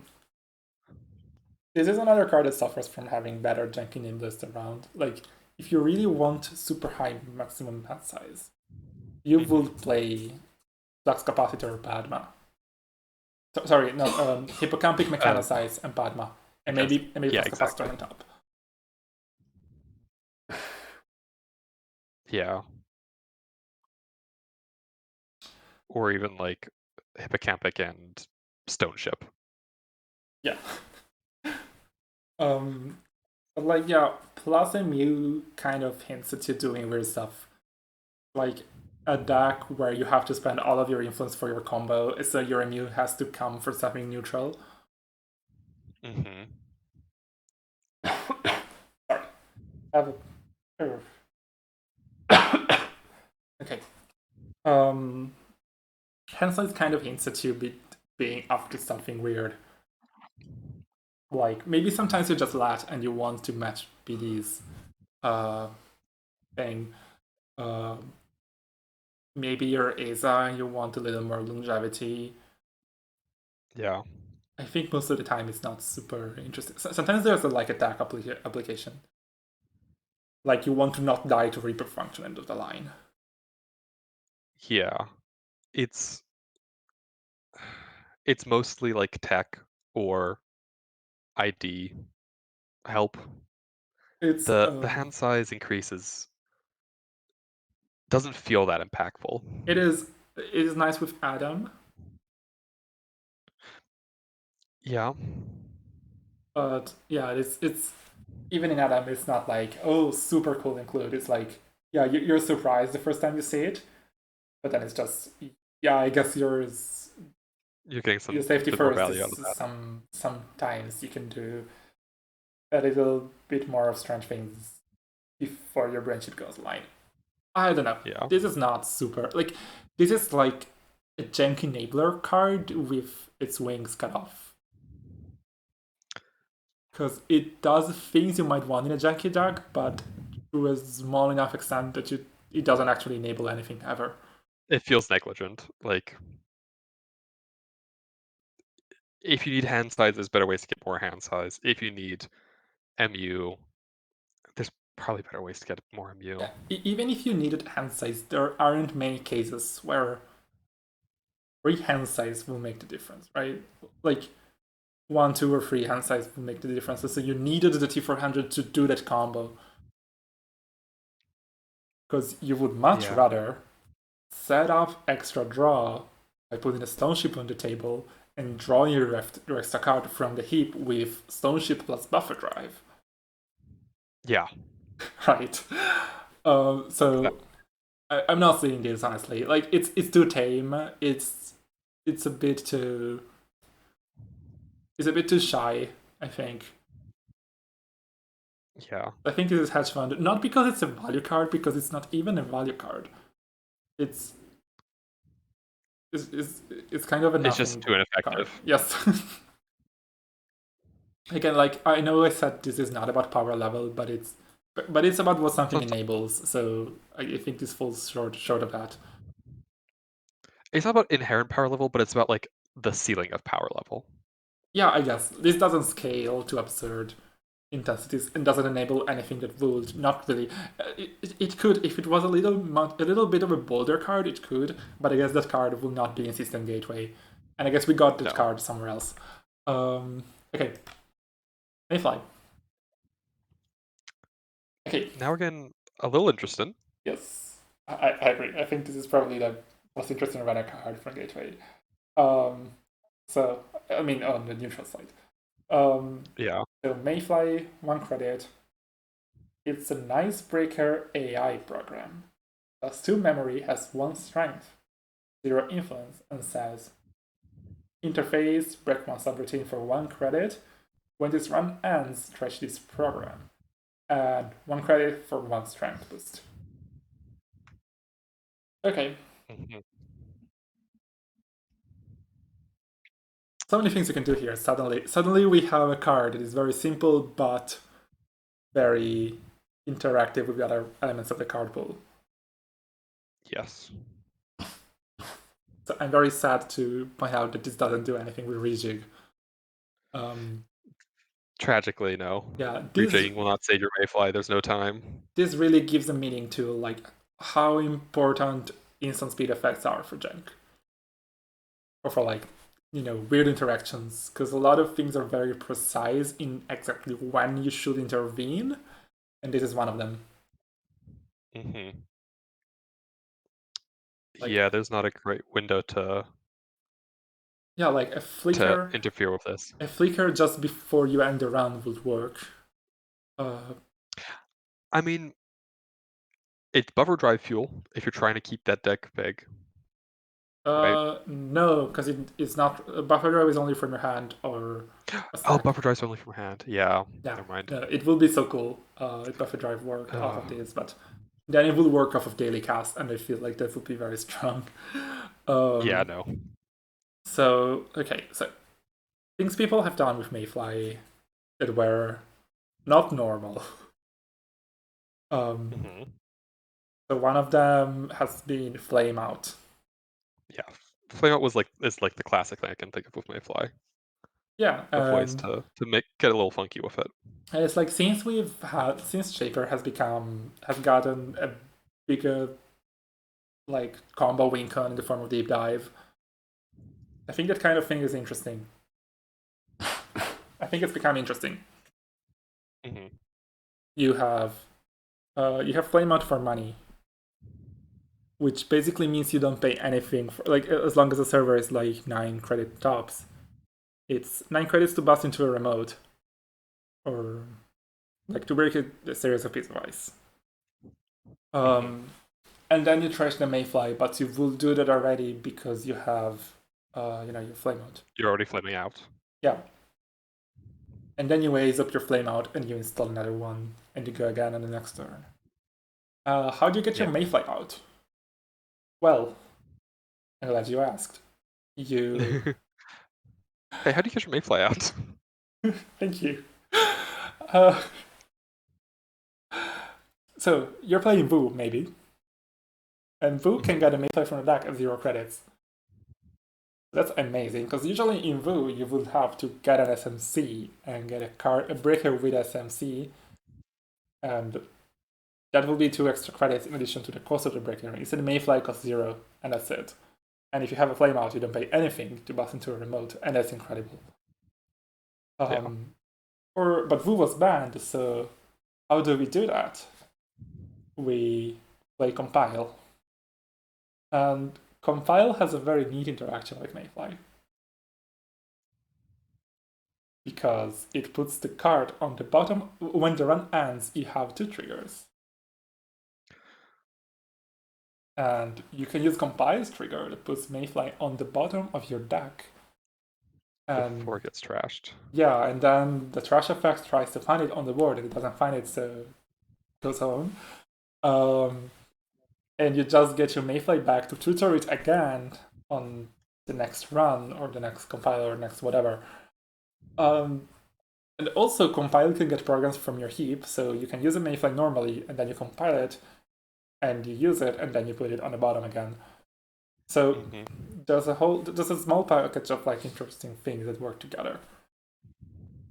Also, Mayfly is a program that trashes itself, so when it runs over, you get your simul chip, and it becomes hot again, so you can put the Mayfly back, or you can put something else back. So there's a bunch of things that work, and they seem to all be in Shaper, which is expected since Shaper is the pressure programs, move them around action. Yeah. I'm very curious to see how the SICKO potential Shaper tier list turns out. But yeah, so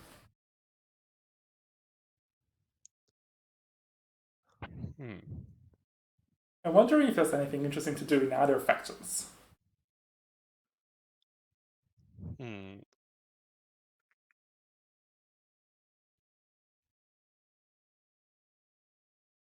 If you're Anarch and you want to play like only Mayflies, You have retrieval run as recursion, but that sucks.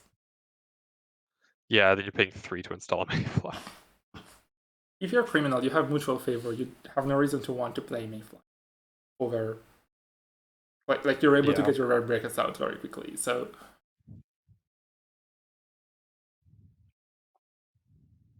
in Anarch, you could have Steamx, but you don't. So like I feel like this package of interactions is confined only to Shaper at the moment, and it's a shame. I guess Concerto is a way to have a give Mayfly a lot of credits comparable to Flameout, but that requires using buffer drive the way we said. Maybe that's not it. Yeah. And like Concerto could also just give credits to any program that you Yeah, want to use during a it's not run. like Flameout where like Mayfly is perfect for it. Yeah. Also, right now Mayfly kind of competes with Nanook sometimes for these things, I think. Nanook is way more limited in what you can do with it, so often Mayfly would be better because you can simulchip it later, or test run or compile it. Yeah, Nanook is very restricted. Will be fun to talk about, I think. Yeah. Yeah, I think Mayfly's got some utility, but it's still pretty regular. it's pretty regular. Like it's also kind of disappointing that it's a neutral card that only works in one faction, I think. So where do we put it? Yeah. I think it's like more interesting than Hedge Fund. Yeah, I think it's Breaker Bay. I think it's yeah, I agree. It's bigger. Then we have Smart to Distributor, zero cost resource connection, zero influence. Click pays 3 credits on this resource. When your turn begins, take 1 credit from this resource. Okay. We would like this to be good, and we would like this to be interesting. I really don't know I don't. how we can do that. Because Yeah, everyone loves, like, this is the underdog for everyone. I think so many trying to players want to make a deck that uses this. Because it's the card you see in your first game, and you're like, oh, so cool, this gives me infinite money, it's infinite money. and then you understand how the It's like game for works. Zeki, but I Yeah, just like clicked on it always. yeah, you understand how the game works, and it starts sucking. So, like, if there was a way, like, if suppose you had cards that effectively were like charged, but they could recharge credits on cards, maybe it will be more interesting. But even then, you will have daily cast and stuff. Like, it's not like this effect is particularly unique. Maybe No. I guess the few cases where distributor is more interesting than others is when you need click sinks, and distributor is a nice click sink. And one example of that is lat, where like sometimes you just need to spend a click on something Yeah, you because don't you want to need to draw. maintain like draw like hand size equality with the corp. But then you click your telework. Yeah, you get that 3 credit value immediately rather than Yeah. waiting 3 turns for it to come out. Again, Or more if there's already credits on Smartware. the other identity where sometimes you wanted to waste a click, like to waste a click on something just so you could have the correct hand size was Adam.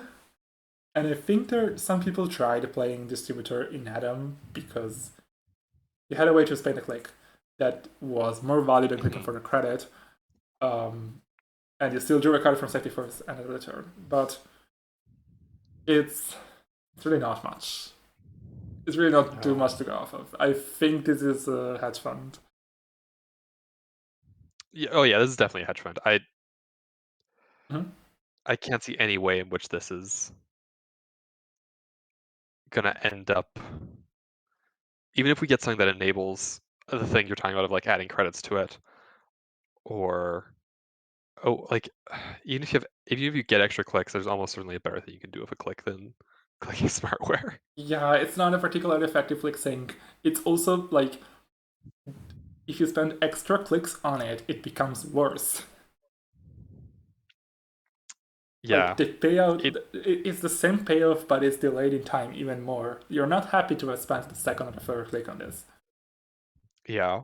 It's pretty sad. And every It's click you spend, it gets more dangerous that when you lose it, you lost all of that value entirely with no payoff. right. It's not Katie Jones where there's the tension, but it's a tension because there's also a tangible payoff to charging it up a lot and then taking it. With Smartwork, you don't even get anything in particular out of it being big because it takes so Yeah. long. So yeah, this is not it. No. It's sad because when you look at bad cards, you want there to be a way to redeem them, and You wanna help them out as much as you can, yeah, that's not it. but sometimes Okay, variable plasticity, free credit, resource genetics, influence 0. The first time each turn, you take the basic action to draw one card, instead draw 2 cards. and it's unique. It's unique, yes. It wouldn't do anything, notably. We had this conversation recently. It wouldn't do anything, it wasn't unique. It wouldn't do anything with Because of it's the not additional specific way it's cards. phrased. I feel like this card is phrased in every possible way to not be breakable. Like, Yes. it's the first time it's turned. It's specifically the basic action, and it doesn't even say additional, so they couldn't even bring something else that synergizes with it to make you draw more. Like, I don't know. No, actually, there are ways to make it work better, maybe. But like, yeah, this really requires you to Yeah. spend a click, huh? And Yeah. I don't really see any way that this could be. I guess there's pancakes. Sorry? Pancakes. Um,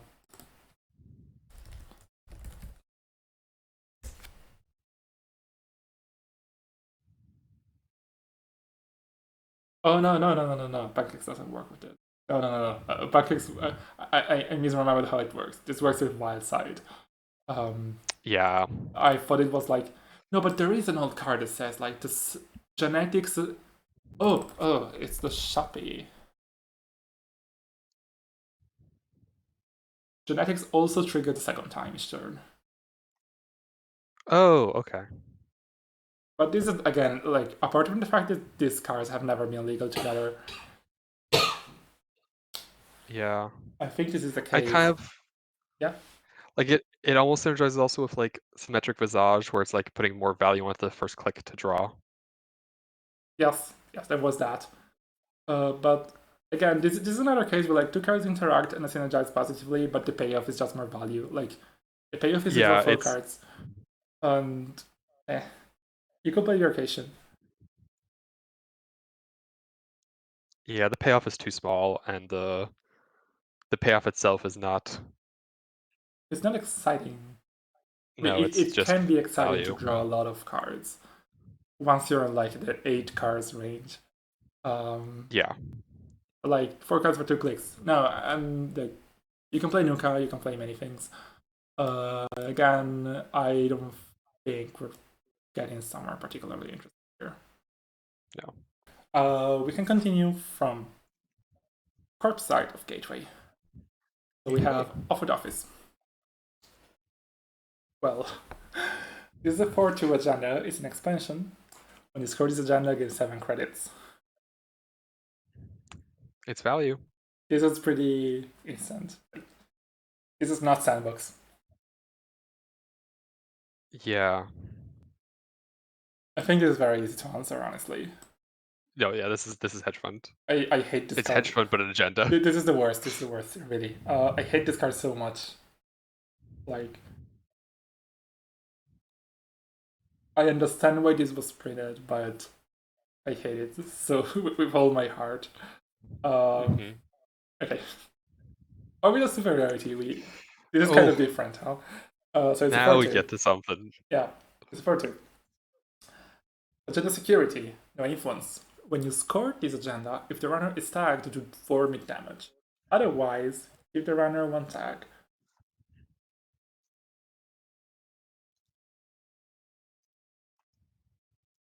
Okay, so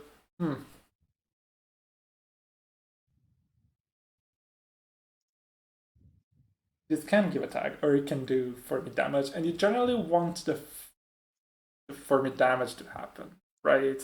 Yeah. Yeah. So there's a matter of how do you get to that point, and score the agenda. So there's one option which is mitosis, we talked about. I think one deck that was very interesting to me, where I tried to fit the orbital superiority for a moment, was have you seen this man? The full split version of NEH Kill. Mm-hmm. Because there you were very stretched for influence, because all of your key kill pieces depended on influence. And Yeah, you high influence could cards. play orbital superiority, which was the same amount of damage as the end of the line. So when you did manage to pull off your Alpha Research plus False Lead, Mm-hmm. like, you could kill with this on the board and like a shipment from Vlad, plus something else. But I tried a little bit and like it didn't really work out, and then that deck kind of shifted out of meta relevance. I don't know. But like, that was an attempt to make it competitive. But there are so many things that aren't competitive you can do with this. Yeah. I like the dual modality of it, right? Like it can be in a deck where you're trying to give tags, or it can be in a deck where you're trying to kill. Yeah, it's kind of sad that you don't get to choose actually, Yeah. because I like there are decks where you'd rather do the extra tag. I'm thinking of the Arella Salvatore deck. So like in NBN, you can do these decks that have Arella Salvatore and Samson, Mm-hmm. and you put both of them on in the same remote, and then you can kind of rapid fire agendas, because you have all of them in your hand, and all of them cost like require fewer advancement, and then all of them uh, come with an advancement free because of Arella. And so you just score them one after the other. It's good to have Yeah. ones like Fly on the Wall or Tomorrow's Outline that give a tag, because you have freedom of information, which is great there. How do you draw all of these agendas? You play Fast Break. So, yeah, it's. But you can't just choose to give a tag with this to make your freedom of Yeah. information easier to score if you're like doing this thing on your turn. What you can do, however, is you can score Tomorrow's Outline or Fire on the Wall, having that thing working, and then that means you get to score both agendas one after the other, and so the first one gives the tag and the second one does the damage. So, but it's still only 4 mid damage, so you need an end of the line on top to kill. Yeah, you need a little more, one more damage card to kind of come through and But the fact that finish I'm it off. trying to figure it out, I think, is a good Yeah, sign. like Like, it's complicated, and that's a good sign. yeah, I think the thing that's gonna make this like a kind of land higher on this tier list is the fact that like the payoff versus the cost here is very interesting. Of like, Mhm. you need to find a way to score this while also probably giving the runner the tag in the same turn, or giving them enough that they can't get rid of them all. Yeah, and it's Right? also the fact that there are very viable cards that have a similar effect. But this Mm-hmm. has no influence, so sometimes it is okay. What else can I play if I'm cutting influence by playing Yeah, this? And it's also always the thing where like this is compressed into your agenda slots. exactly. So You're it's like Slash and Burn. Like when I saw Slash and Burn at first, I was like, I'm never going to play this over Audacity. And then I went to Wars with a list that had 2 Slash and Burns and 1 Audacity. Um, yeah, it kind of means that it kind of doesn't really cost a slot. And that's great, exactly. because like these weird decks are always trapped for slots. Um, You get more bang for your buck. Yep. Yeah, well, like maybe often you have slots where you wouldn't put cards you want to play, and now you put cards you want to play. Mhm. So yeah, it's complicated. You want to think about like Reaper function, public trail, score orbital somehow, but like you have to score it. It's so difficult to score it. Yeah. Yes, exactly. This is the thing it does, is it creates this like wonderful problem for you to solve. Like, how do I score this agenda quickly? Yeah, Which is always like a lot of netrunners always about this problem of like, how am I trying to get this agenda out quickly enough that the runner can't doesn't matter what the runner is trying to do, they can't get to it. right. And often like combo kills in the Runner are a way to sidestep that scoring agenda problem. Like Yeah. I have my combo that is HHM boom, and so I can win without having the runner interact with my eyes and my servers. So I don't have to be the remote, but this is like you're required to do exactly the same thing. A problem with Orbital Superiority is that that Meteor Mining is a card that has Yeah. very similar requirements and wins the game. And Yeah. it's weak, it's Doesn't need the bad. little boost to get it over the edge. Exactly, like it just wins the game for you. And it's bad, it's weak, it's terrible, it requires a lot of work to actually win you the game, but then it does. And Yeah. this does not. Yeah. By the way, sorry, this makes me think of kind of unrelated, but in talking about NAPD Cordon, we forgot to mention Jamison. Oh, we did forget to mention Jemison. That is a never good way to get counters onto a card. Define good, but okay. Uh, Well, you know, like it's a way, it's a way, it's a way. it's another way. Look, if you're resing an archer, anyways, you know, yeah, yeah, you might as well put the counter somewhere, yes. Uh, okay, always a superiority. I don't think we're finding good ways for this to work because there are not. Uh, but yeah. I wonder whether that puts it kind of high, actually. I think it's like Actra at least. I think it's bottom extra. Something like Like, that. yeah. Yeah, even here, actually. Because I think, like you were saying earlier, I think there are cards that could come out that have us reevaluate this. Exactly. And like when something comes out, you're going to look at orbital. Like when something comes out that either fast, like there are so many ways it could get broken a little bit if it becomes Yes. easier It's to like deal right on core the cusp damage. of getting there.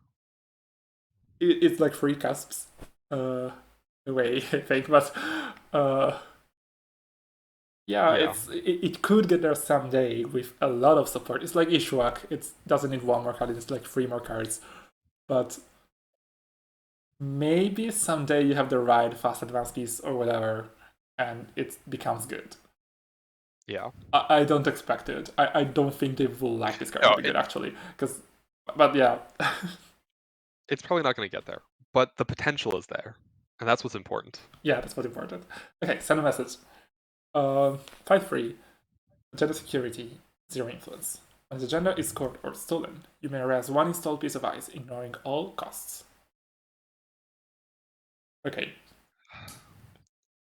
A lot of people include this as a way to just have a 5-3. Yeah. Sometimes that's right. But also, it is something more. Like, so this means a bunch of things. This means you ignore costs on ice that have very high credit cost. So you raise a Hydra. Yep. And that's cute. Like, you kind of build your deck around it, but in a way that is appropriate for a rag deck, usually. Like a fair deck. Yeah. But it still requires some careful positioning during the game. Like I think it's fairly interesting for what it is. Then you ignore costs that aren't credit costs. So this raises Archer. I think that Hmm. starts to look like something. Like you can send a message and raise an Archer. Sadly, it doesn't work with Tucana actually, because Tucana requires you to pay the cost. immediately. So you can't just put the Archer with Tucana and residue send a message. You have to actually have the Archer installed beforehand. So that's sad. Mm-hmm. Another thing send a message does for you, I think, is it allows you to score, like to res a piece of ice that your opponent wouldn't want you to res. That like you have on a server and like you will like to res it for some sort of combo, but the runner is smart and they won't let you res it. And there are a couple of things I'm thinking of here. So one of them is Loki Ag. Right? You had this Yeah. combo where it's like, for it to work at all, you need Loki to be rezzed. And you will want to find your Deviate power for that. But your Deviate power appears to be on the bottom of your deck. You have two of them and they're both on the bottom. And if you push us on the message, either when it's scored or stolen, so inevitably, unless your opponent imps it, you're going to get your Loki res. At that point, you have your prison, and it works. The send a message enables that. And sometimes you have a deck that requires rezzed cards in order to do its thing, because it's playing mutually assured destruction. But your opponent isn't going to let you see cards on the board except for eyes, and then they just need to not run your eyes, so you can't res it. And there were generally cases I used to see where like mad decks played send a message, especially mad combo decks near just I think shortly after up was printed. They will just install advanced to send a message naked, because like if you stole it, you gave me a recipe of ice, and then I had the combo to kill you. And if you don't steal it, I'm going to score it myself, and I still have the combo to kill you. Yeah. So that's something send a message does. I know in most of the cases it doesn't do these things, but it's an important enabler you want to keep in mind when you're doing this sort of stuff where like there's a nice that is on a server, and if it gets rezzed, it's death for the runner. Very specific type of combo, but it is there. Yeah, it definitely feels like it's landing in the enabler side of jank. Yeah, it's not. Like, its effect is purely value by itself. Yeah, it doesn't really get you anywhere, but sometimes something else gets you anywhere, and you get there with that message. Yeah. The kind of thing that makes it jank is less that like the value you get from it, and the fact that sometimes the value is not the thing that it's trying to do, but it's just like that you get to res anything. Yeah, exactly. Like the value is the more enticing part and the more obvious part. I think it's like PD, or like PD is a card that people look at and they see the value, but actually PD has a lot of janky applications. More on that later, but yeah. For another video. Yeah. There's also a thing where like send a message reses you, can res you an ice, it can res you like an anemone.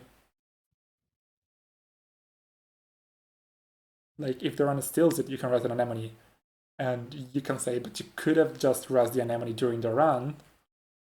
And I mean, that's true, but also sometimes it's the surprise that counts. Like sometimes the runner is going to go, oh, I'm going to run this server, and if there is an anemone, I'll check out. Because I know if I steal the agenda, they can catch me with the other anemone from the Tucana.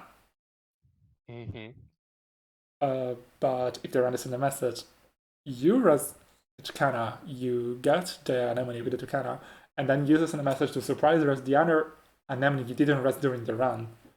That's a kill. Sometimes. Yeah. So with anemone or ping, it can be a surprise effect that is nice.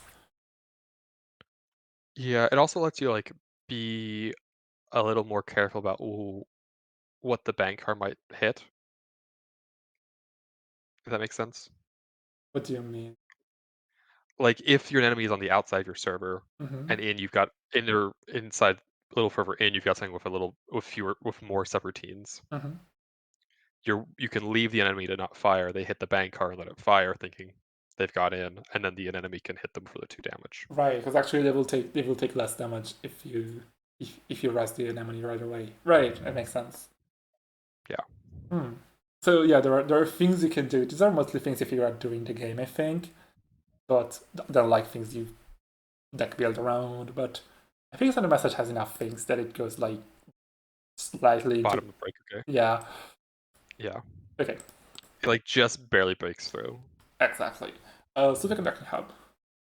This is a card that doesn't have any reviews, so you know it's Oh boy. because no one ever figured it out yet. Okay, so it's a free one. No. Agenda expansion. When you score this agenda, you may draw 2 cards. You get a +2 maximum hand size. But this is a card that everyone sees in the starter game and then they don't see it again. And they wonder why. Mm-hmm. And the reason is free ones are bad, but we don't care about bad cards, like about whether cards are good or bad here. So what does this do?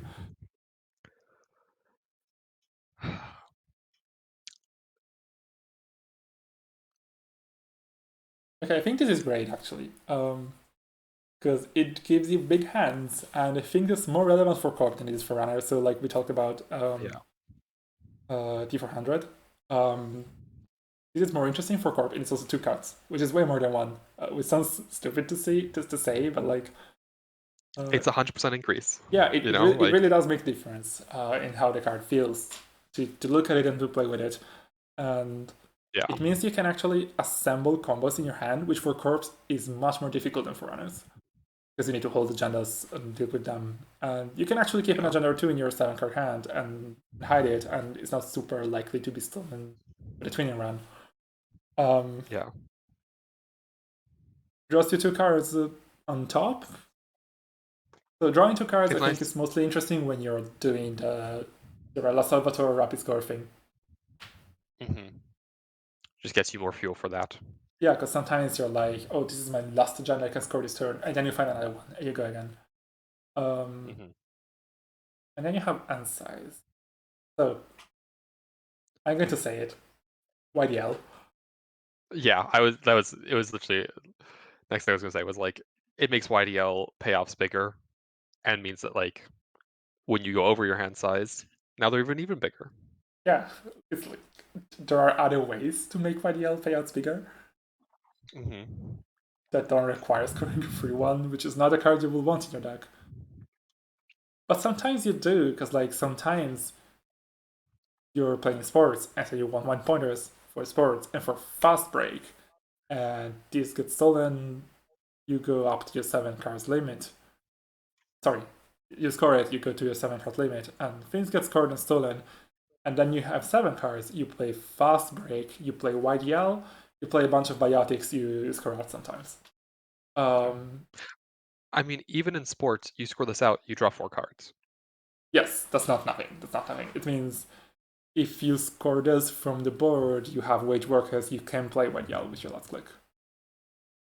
Mm-hmm. I think this kind of combo deck that relies on a lot of small agendas that do a lot of things and like you chain them together, it's kind of something we don't see because Hermes is a fun police for the kind of deck. Mm-hmm. Which is a little sad because like Hermes is not super strong. Like some people made it up to be sometimes. It's just strong against strategies that are kind of weird and fun. Um, but yeah, I think that's. I wonder if there's anything more to say because like. Yeah. The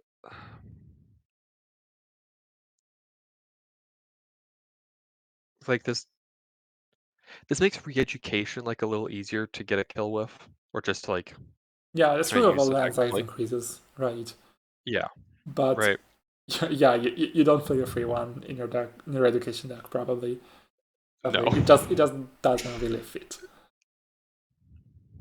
But like drawing 2 cards is nice in combo decks. Like in the education deck.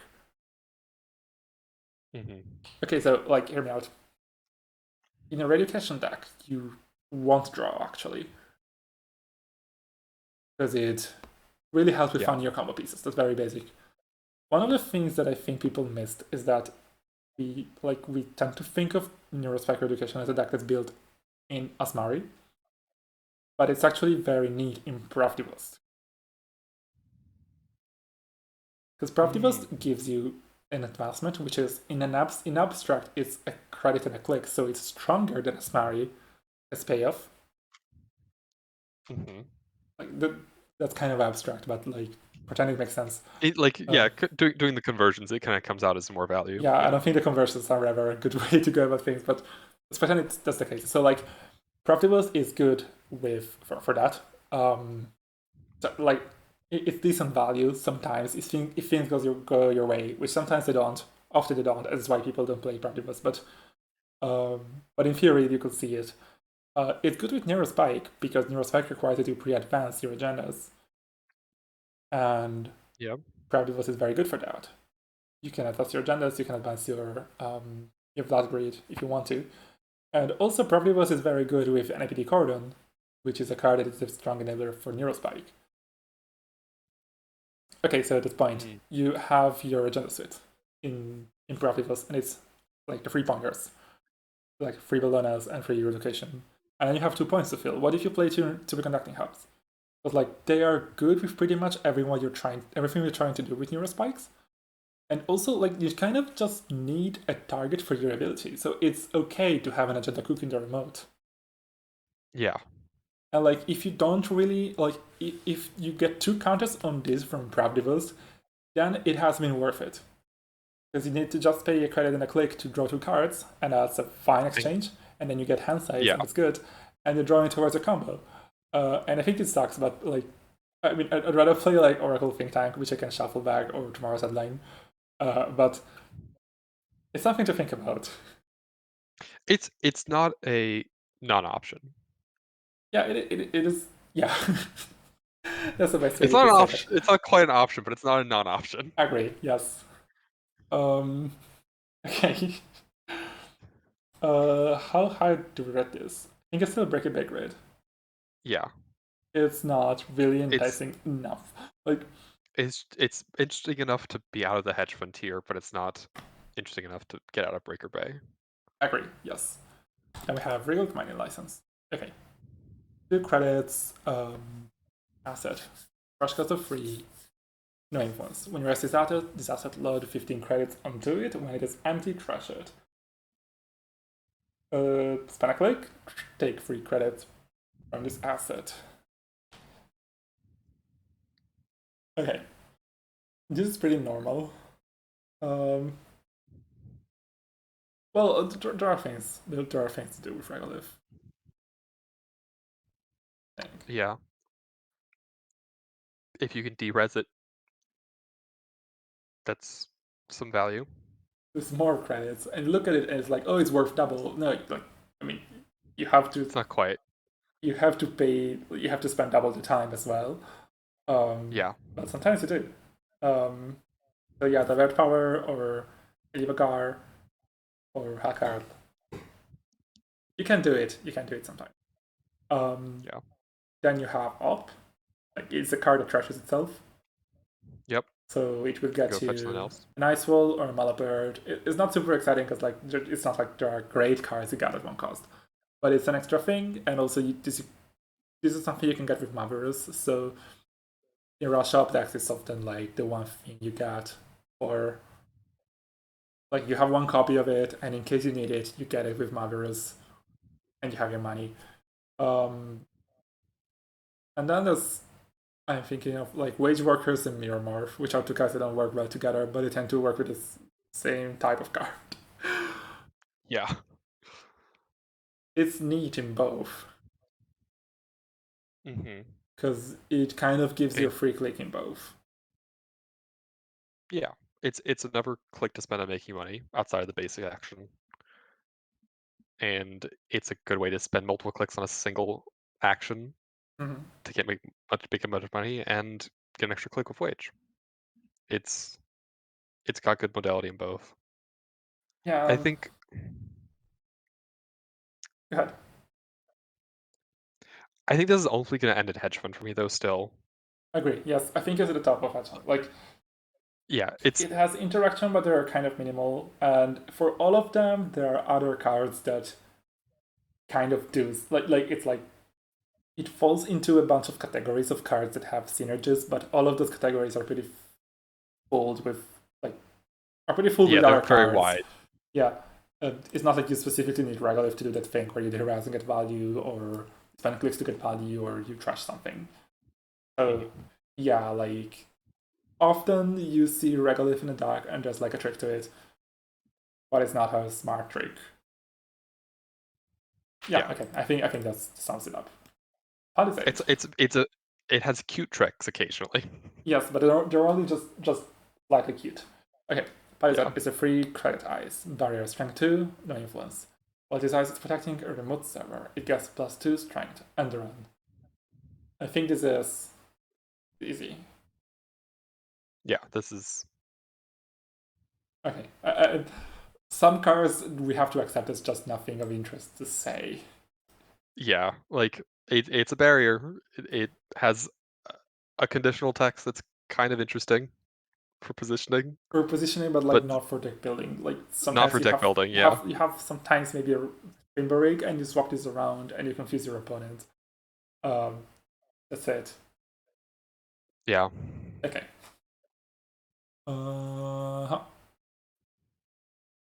Type. 1 credit ice.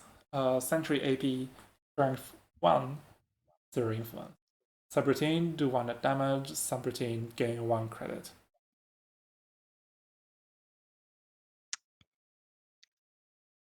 It's cute. This is a Yeah. Prana Condenser enabler out of faction.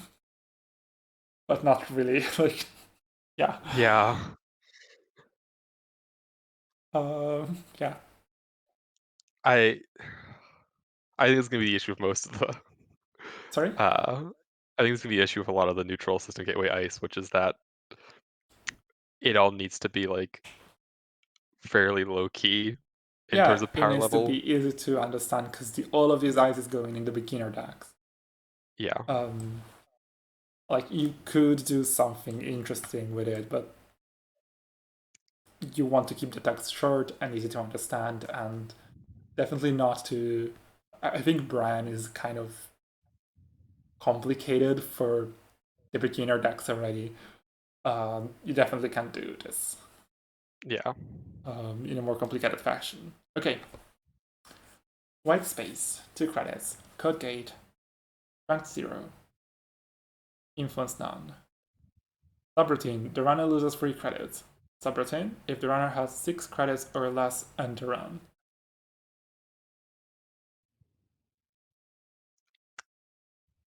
I think this is more of the same. Yeah. This It's more neutral gateway ice. it's slightly different because it has conditional text that kind of like it whether it is loaded or not may depend on the building things, on how much you rely on taxing, how likely the runner is to be rich. And then there are with interactions like or interesting interactions like subroutines that's very easy to raindrops, get raindrops value out of. You have to remember not to break both with Patso, but none of that is particularly relevant for deck building or building engines or combos. Yeah. It's cute. I think it's as cute as they could get for this slot. Yeah. I like it as a card. I think it's Yeah, interesting. I like it too. I think it's a big. I think it can give you a big light bulb moment as a beginner, where it's like, oh, you cannot break a thing because it can be ineffective, and then you save Yeah. money. Um, and, but it's also like you have to do a lot of math. It's sometimes unwelcome. Yeah. Okay. That's fun. We've seen. Okay, we move to Borealis with Nova and Ithumia, Catalyst and Impetus. Identity, digital, natural. Deck size 40, influence infinite, link 0. Your deck cannot include more than 1 copy of any card.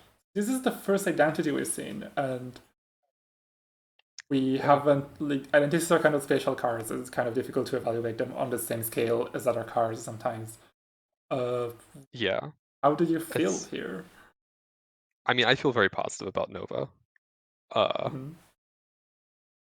the input influence is like so useful in terms of like building a weird combo Mm-hmm. with a fun restriction of that you can only have one copy of any card. Like it feels like it's great jank because of the like high power of high influence with the interesting restriction of the one copy of any card. Yeah, an extremely low consistency. Yeah, it's low consistency and it's got the nice value of the low deck size, which mm, which uh, is supposed to kind of make up, I guess, for for the low consistency from the limited copy. yeah, Um, exactly.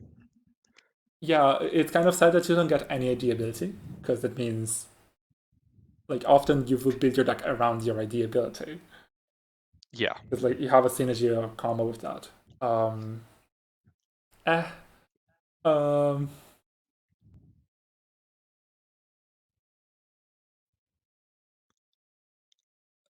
like I don't want to just start listing every possible combo you can do with Nova because like there's so many there's so cards. many.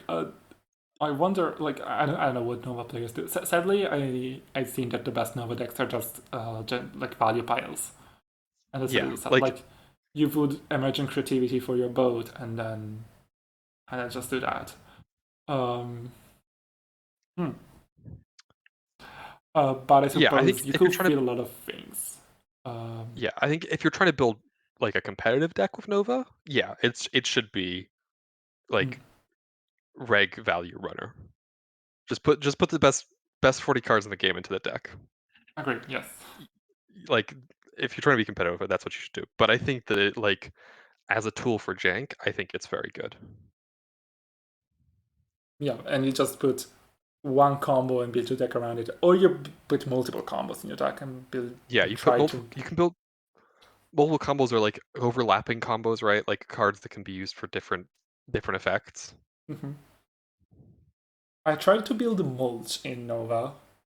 Um, Sadly, the lack of consistency is like really bad as you would expect. But it's nice that you can fit like Imagine Creativity and Consume and Logic Bomb and Tranquilizer, all of these cards that you would like to move theoretically, and the Hmm. back.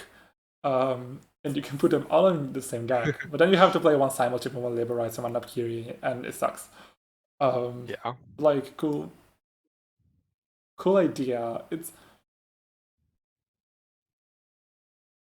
I think being kind of a spike, I'm always like not super interested in trying to break Nova because it's just so obviously bad um, that I'm not going to try. But I guess maybe sometimes I should try.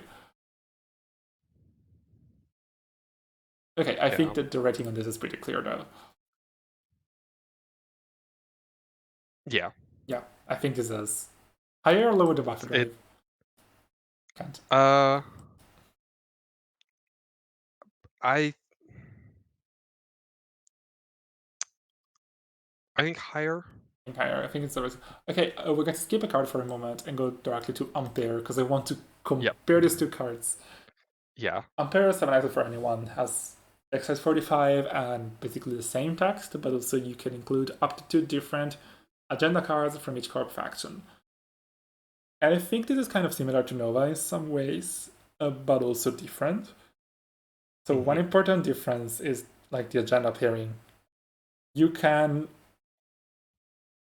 make combos of agendas that literally were never intended to be included in the same deck. Like it was strictly illegal Yes. before this card was printed. So that's the thing. And another thing I think is corp decks are a little bit worse at assembling combos, especially with only one copy, because like runner decks can draw the whole deck and corporate decks cannot. Yeah. And usually, like if you're making a combo deck, this can be like superseded by playing op because it's a tutoring ID. But with Ampere, you have to do things some other way, and I don't know what that way is. I think maybe you have more experience with this than I do. I I have a little bit of Ampere experience, but that was mostly in startup. That's And something that's interesting already. yeah, it's it's not great, unfortunately. I mean that much we knew. Yeah. I the consistency is just such a big issue in Ampere. Mhm. Like Nova can kind of glaze over it a bit, but when you're in corp side, it's so difficult to to fix that.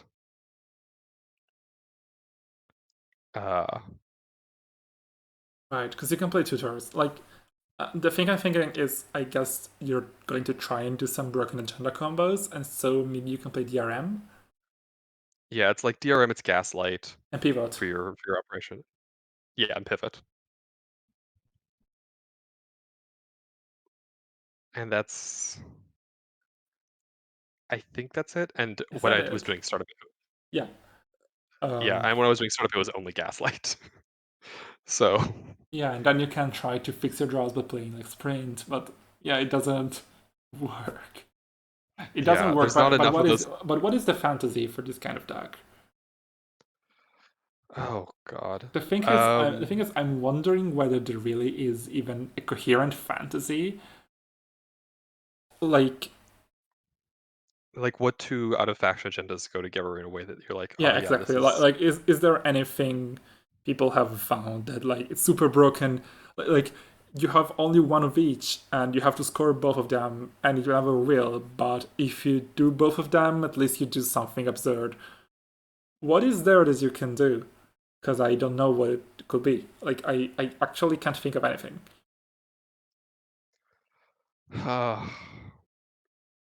Like, it's easy to say, yeah, you can do things that were never done before, but is there anything? There could be in the future.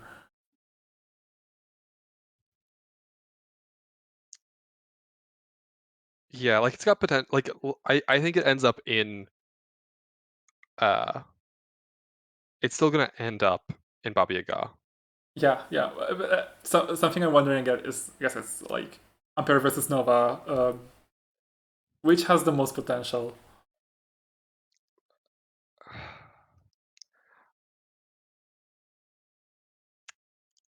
I think that like in theory Ampere does, but like it needs so much help from where we're at. That's fine. I think that's a valid But thing. I think It's okay to ask for help. yeah, exactly. I think we're going to put it here, and someone someday will figure it out. Yeah, I'm trying to think like Jumon Beal Right, is right. cute. Jubon plus the projects in general. Yeah. So like you Yeah, have this stack where you have Regenesis and Jubon, and then you play the free projects because Project Yu-Gi-Oh does not exist. yep. And I just play shell games, or like you give stuff. You can't clone Suffrage move with an APD card, and that will be cool. Mm, If you could yeah. recur an APD card, you could do this with Beal. I'm sorry I keep talking about it, but like I really like an I APD no, we're talking card. about it because it's a good card, and there's a reason that it's landing high up on the tier list is because it's an interesting card. Mhm. That's what this is all about. It enables things that you shouldn't be able to do. So yeah. Um, Yeah. anyway, yeah, I think that's the thing. Yeah, Jumon is a thing. Jumon Beal. Um, you could play Mad Psycho Beal, but you can't play also Jumon Beal. Okay, fine. I think it's going to be here. I really hope something more broken, not in how easy it is to perform, but in its potential comes out for Ampere, because it will be fun. And I don't think it will Yeah. ever be a balance problem for the game.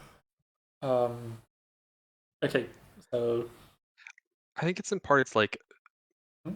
there aren't for it to like be um a fun combo like that, it kind of needs to be two agendas that have static abilities Mhm. that are like interacting in a weird way, and there aren't that many agendas that have static abilities once they're in Yeah, your score just pile. is there anything with Stegodon? Because Stegodon is fairly recent. Maybe people have missed something. Oh Can't think of anything. no. Okay, I'd Yeah. like to move to Matryoshka. Yeah, let's move to the next card. Okay, Matryoshka! this is a free cost program. It's an AI icebreaker. It costs 2 memory, has 2 strength, and costs no influence. When your turn begins, turn each hosted card face up. And a click hosts a copy of Matryoshka from your grip face up on this program. Interface pay X credits. Turn one hosted copy of Matryoshka face down, break X subroutines. And spend a credit to boost by 1. Limit 6 per deck. And then 6 different flavor texts. Okay, so I know you're a big fan of this card, so I'm going to let you start. I mean, it's such a fun idea It's so cute. it's so cute. Um, the restriction of like the ultimate cost of Matryoshka being that like you can only break X amount of ice in a turn. And trying to find ways to build the rest of your deck around the fact that like ultimately, assuming things go perfectly and you get all 6 of them, you can only break 5 ice a turn with your icebreakers. In a like pure Matryoshka sweet deck. So you're like playing boomerangs or botuluses to try and like cover your bases on everything. And the fact that like every breaker that exists in your deck is the same, and so losing one breaker isn't too bad because the next one you draw you can just install it and it'll be the same, right? Um, means that you're like less worried about the like consistency of being able to find them almost. Right, you need to There's six draw there's any 2 there's 6 in the breakers. deck. Yeah, any 2 breakers and you can get into anything. Not anything, but yeah. Yeah, not anything, but like any like one iced server. Yeah. Um, and like the numbers on it are fine. They're nothing super great, but they're very playable, you Yeah, know? and you only spend 3 credits and a bunch of extra clicks to get there. Yeah. Yeah. Um, the click is a very real cost, the click to install the extra Matryoshkas. The fact that this is Mhm. basically kind of a triple, quadruple icebreaker. Yeah. This almost feels like to me like it feels like it's playing in a very similar design space to where Crypsis was trying to play in. Yeah, this is way more And interesting doing for it sure. and it does it in a lot more interesting way. Where Yeah, it's like you get this AI, it can break anything, but you have to spend clicks to like make it useful, but in this case, you have to essentially. find the cards, and that's way more fun.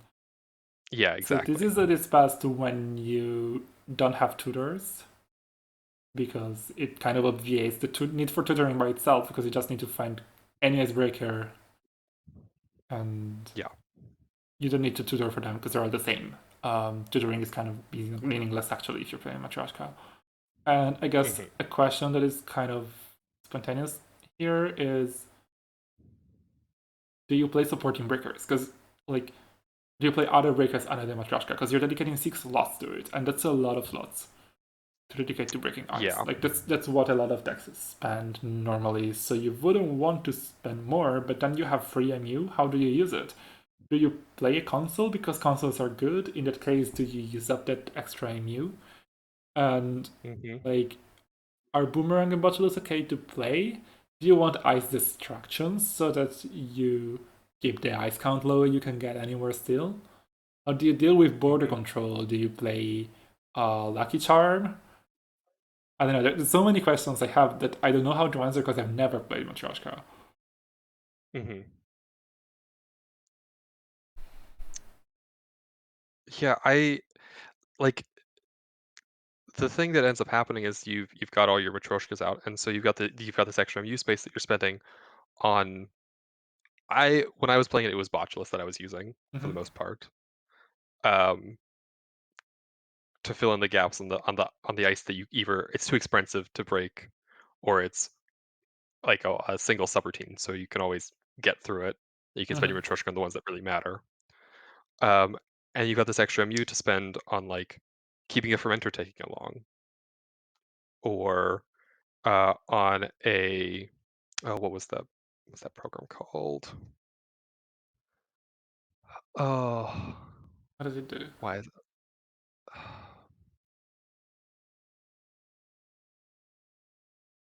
Why am I blanking on this? Well, what does it do? What program? Or no, what was it? It was or slap vandal as another way to Oh like yes. Okay. keep you getting into stuff. Mm. Um, or you get the Cubon. So Mhm. as you're using your Matryoshka to get into places, you keep getting value out of those runs. Right, but Cuban is best when you Use- can run multiple times a turn through something, and Yeah. Matryoshka is really bad at that. hmm I Yeah. think kind of a sad thing about Matryoshka is that it's a click ability. It could say something when you install this card. You may host it when you On will another install this copy of card. it. You may host it instead. I mean, Right, that would work with tutors. But yes, also, I'm realizing it will be broken with Vu because, it's then no longer installed, and so we can or just with click to summon it in. yeah, exactly. It will work with be broken with Arisana because it's no longer installed, so it can be trashed. I think. I'm not sure how that works. Luckily, we don't have to think about it. Um, Mhm.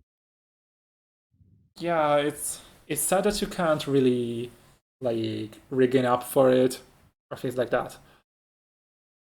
Yeah. But there are a lot of things you cannot do. Past the like you have to do if you're gonna try and do that stuff, it has to be the first one that you install. You could play it Um, with Khan. That would be so fun if you could. yeah. It there Matryoshka is the thing. The thing is with Matryoshka, it also has that it has a lot of downsides. Like the first one you install does nothing as Mhm. well. Yeah. Uh, it has to have hosted cards on it to do anything. Um,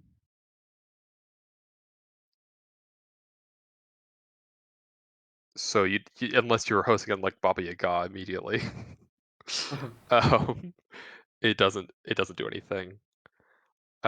It's also weak to ice to rig shooter stuff Very much, yeah. Or because bounces like or bounces even. Yeah, Sephiroth program. anything that like removes like moves a program from being installed to any other Yeah. kind of position. And some of those can be protected with dummy box, and some of those cannot.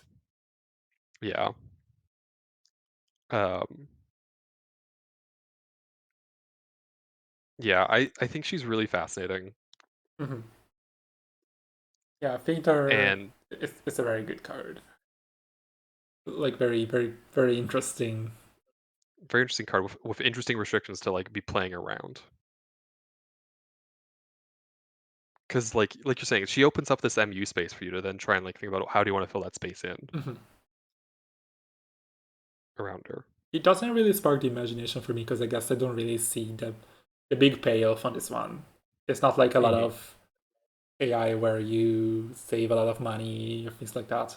I mean, you kind of do. I don't know. I don't know if I really never went there and started trying to build with Matryoshka.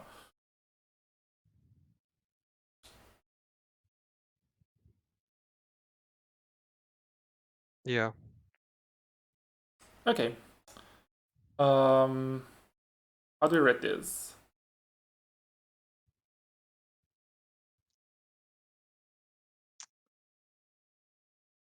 I think we're probably gonna end up putting it top of Akshara. Yeah, I was thinking it's either top of Akshara or bottom Baba Yaga. I think it's somewhere Yeah, there. It just doesn't quite have the super high ceiling that I would like yeah, from a Baba Yaga card. I mean, neither do these, to be fair, but these are like big chunk. They have to be there.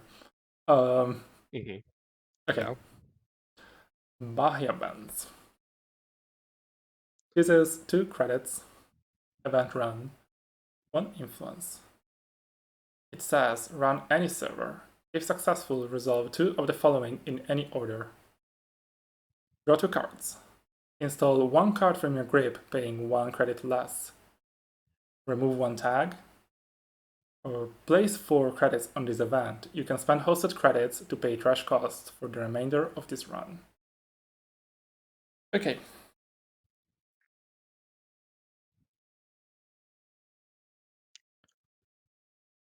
this is kind of a value card. Yeah. It does some things, and I think the most of these things are in the second mode.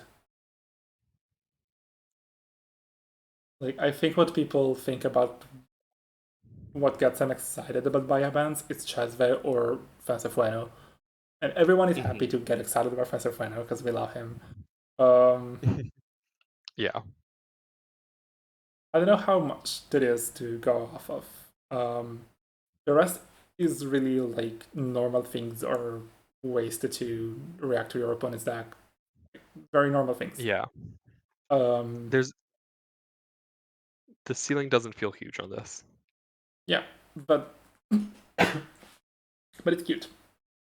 It's cute. It's got good modality, which can like Mm-hmm. mean that it ends up playing different roles in different decks. It's a run event that costs credits, so that's something as well. Yeah. Powers, can decks, and Debbie decks, and similar. Where does it go? To me, this feels like kind of against trans the line between two tiers. I think it for me it feels like a hedge fund more than a breaker bay. Okay, I feel like It it's doesn't. very close. Yeah, it's close. It doesn't feel quite exciting enough for it to make it into breaker bay. I agree. Yeah. Okay. Last card will be Blue or B1001. Is an asset by Red Enforcer. It costs 1 to res and 3 to trash. Costs no influence. It only has one ability, and it's remove one tag and a run. You cannot use this ability during a run on this server. Okay, so this, to me, instantly I see this, and this looks like a very junky card. Yeah, you need to somehow protect it so that it can protect other stuff. Mm-hmm. You need to have a tag on the runner Mm-hmm. to be able to use it. And you need to make it meaningful to run. Yeah. Oh, we didn't say, but it's also unique. Right, it's unique. I don't. Yeah, that's not super It's relevant. It's not super relevant, but it's kind of relevant in that you can't have two B1001s protecting each other. Oh yeah, that's super important actually. I think this is, yeah, we're never going to, I don't think we should be fantasizing about the like diamond removing card because I don't think we're ever going to see anything like that. No, yeah. Um, Yeah. okay, so like there are many very competitive decks using this, where it's like R plus decks that have ping and open research. And this is suddenly something you have to trash, and maybe you can't do it, and then you can't contest Malina and clear tags. It feels like the one like this card is gonna be ends up being most effective is that essentially when it's res during a run on an over server. Yeah. Like it's a face down card and they just haven't checked it yet. They need to make a run somewhere else. You're pressuring them to make a run somewhere else, and so you can like res a ping and res this and end the run. So there is a prison deck you can build with B1001, and it's interesting. So it's a prison deck you have to build out of. You can build it out of Aza. You can build it in any HP deck actually, and you need to score a Stegodon, and you build your remote that has blue in it, and your other remote that has it's a scoring remote where you score agendas, or you put your threat or whatever. And on your scoring remote, you put a funhouse and an ablative barrier. And if the runner runs a scoring remote, you end the run with blue. But if they run your blue, you can de-res your ablative barrier. Yep. And then they run the remote again, and you get a blue back, and you end the run again. And so they have to run the blue again on the same turn, otherwise you get your ablative back again. And if they do, maybe like you divert power or something, or you restore your blue. Like it's not when you first look at it, you're like, oh, this is unbeatable. Actually, it's very beatable, but still there are a lot of tricks you can do. And I think an Ace deck playing this could actually be interesting. And I remember we tried to build something like that at the start of the meta, and then we didn't think much of it, and we didn't do it again. Maybe we should. Um, Yeah. it sounds generally a little potentially powerful, and it's the most exciting thing I've seen do with Blue, with recursion and stuff. Yeah, being able to pull it back once it's been trashed, I think, is kind of the most important thing. Mhm. Because it's a pretty obvious target of like, I need to go trash this. There's enough ways for you to give the runner a tag during a run that like it's more or less insignificant cost. There's also, I think I should talk about this. There's this combo in Eternal with off the grid. Oh yeah. Yeah. Yeah, you put this on the blue. Like, we're not talking about Eternal too much in these videos, but like, I think this is worth mentioning. You put this on the blue, and then the blue cannot be run, and you put Funhouse APIs or on all other servers. And there yep. is so much tech that kills this, but like, it's still pretty funny. Um, and it's like, it's Eternal. People are going to have tech for your weird things. Just Yeah. if they have New Angeles City Hall, you're dead. But it's funny to think about, and yeah, it's pretty cool. Overall, Blue is interesting. It's very limited in exactly the ways it can interact. It's probably for good because it's very strong. Yeah. Like it would be very strong otherwise, and as it is, it's not super strong. It's just I'm going to do like a. It's like in Borealis, they had all of these cards that were very enabling of prison strategies, and in Automata, they were like, we're going to give you one card, and it's not going to be good. You do your best. Um, Yeah. you can build your little prison, but it's not going to be airtight, and it's a nice challenge to have. You have to actually work to construct a prison. Yeah, I don't know what else there is. Like I think the ablative interaction is one of the most interesting ones because actually being Yeah. able to pull this during a run is great. As always, there's things you can do with op, but I don't think they're Yeah. particularly egregious here. Hmm. Yeah, I think that's it. Yeah. I don't know where this card should end up. Uh, it feels like it's on that Akshara Breaker Bay grid border. Agree. I'm going to put it in Breaker Break. Although there's a very fun reason that with I it. I think we could put it up into Akshara. Yeah, I think this is fine. Even this. Yeah. And that would be our tier list. Are you satisfied? Or is this different than what you expected? Now this seems right about where I expect everything to end up. I expected things This to be is less interesting, actually. I think we found out, like, I personally found out about some very interesting interactions while making this. yeah. Rhyme in The particular, we found out a lot yeah, about. Rhyme is fun. Yeah, the like central block is a little chunkier than I was expecting. Mhm. But the Baba Yaga and hedge fund tiers are like, yep, that seems about right. Yes. Sadly, that's what neutral has to be, especially with most Yeah, of the neutral card being in System Gateway. yeah. I think every other video besides this one is going to be a lot more of the like. There's going to be a wider variety. We'll see. We'll see. I think NSG has been more brave with some of the factions than the others, and but I'm not sure actually which they're going to be. So we'll see. Mhm. Yeah. Okay, so I think that about sums it up. Any closing thoughts for the video? Uh, Uh, I've had a lot of fun. Thank you for having me on, I had a lot of fun and as well. I'm very excited to find out which faction you're going to be covering next. Right, which I don't know at the moment. We're going to do them Yeah, in a random it's order, all a more big or less. it's all Yeah. a big mystery right now. Yeah, exactly. To everyone. Go listen to podcast.queerinthemessage.net, and I guess follow the channel if you want updates. Yeah. Goodbye, everyone. Goodbye. Bye See you on the now. nets.